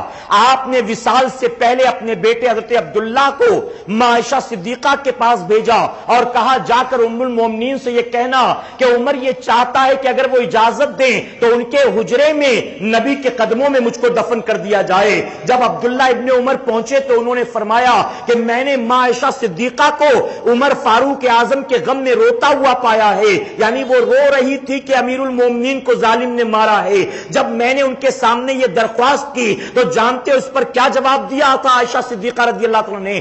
آپ نے فرمایا میری تمنا یہ تھی کہ اپنے بابا اور اپنے آقا کے قدموں میں میں دفن ہوتی، لیکن میں اپنے سے بہتر عمر کو پاتی ہوں، اس لیے میں وہ جگہ عمر کے حوالے کرتی ہوں۔ اب جب آ کر خوشخبری سنائی گئی کہ بابا مبارک ہو، ماں عائشہ صدیقہ نے وہ جگہ آپ کے حوالے کر دی ہے، تو اس پر مطمئن نہیں ہوئے، بلکہ جانتے ہو کیا وصیت کرتے ہیں؟ اپنے بیٹے سے کہتے بیٹا ابھی میں زندہ ہوں، ہو سکتا ہے کہ مروت کی بنیاد انہوں نے اجازت دے دی ہو، جب میرا انتقال ہو جائے تو میرے انتقال کے بعد پھر سے اجازت لے لینا، اگر اجازت ملے تو آقا کے قدموں میں دفن کرنا، ورنہ عام مسلمانوں کے ساتھ مجھے دفن کر دینا۔ فرمایا گیا یکم محرم کو آپ دنیا سے رخصت ہوئے، ماں عائشہ صدیقہ سے درخواست کی گئی جنازہ تیار کر کے، آپ نے فرمایا میں نے تو پہلے اجازت دے دی تھی۔ عمر فاروق اعظم رضی اللہ عنہ کو آقا کے قدموں میں دفن کیا گیا، اور الحمدللہ میں پوری ذمہ داری سے کہتا ہوں عمر فاروق اعظم کو نبی کے قدموں میں دفن کیا گیا۔ آج جو میرے نبی کے مزار کا گنبد ہے وہی تو عمر فاروق اعظم کی مزار کا گنبد ہے۔ آج جو مینار میرے نبی کی مزار کا چمک دمک رہا ہے وہی مینار تو عمر فاروق اعظم کی مزار کا ہے۔ آج جب ہم نبی کی جالی مبارک کے سامنے پہنچتے ہیں تو یقیناً ہم نبی کی بارگاہ میں جب سلام پیش کرتے ہیں تو نبی کے غلاموں کو بھی سلام پیش کرتے ہیں۔ اب آخری بات عرض کروں گا، صوفیہ فرماتے ہیں فقہ اور شریعت کا یہ اصول ہے 1,24,000 صحابہ اکرام میں سے اگر کوئی کسی صحابی کی گستاخی کرے اسے بدعقیدہ کہیں گے، اسے گمراہ کہیں گے، اسے بددین کہیں گے، لیکن 2 صحابی ایسے ہیں جنہیں شیخین کہتے ہیں۔ اگر شیخین کی کوئی گستاخی کرے یعنی سیدنا صدیق اکبر کی اور سیدنا عمر فاروق اعظم کی تو ان کے گستاخوں کو بددین و گمراہ نہیں کہا جائے گا، تمام صحابہ کے گستاخوں کو بددین و گمراہ کہیں گے، لیکن شیخین کی گستاخی جو کرتا ہے وہ اسلام سے خارج ہو جایا کرتا ہے، اسے کافر کہا جاتا ہے۔ اللہ اپنے حبیب کے صدقے ہماری اور آپ کی قیامت تک آنے والی نسلوں کو شیخین سے، اہل بیت اطہار سے اور صحابہ سے محبت کی توفیق عطا فرمائے۔ درمیان گفتگو مجھ سے جانے انجانے میں کسی طرح کی غلطی خامی رہ گئی، اللہ اپنے حبیب کے صدقے مجھے معاف فرمائے اور ہماری محفل کو قیامت میں ہمارے لیے، ہمارے والدین کے لیے بخشش اور نجات کا ذریعہ بنائے۔ وما علینا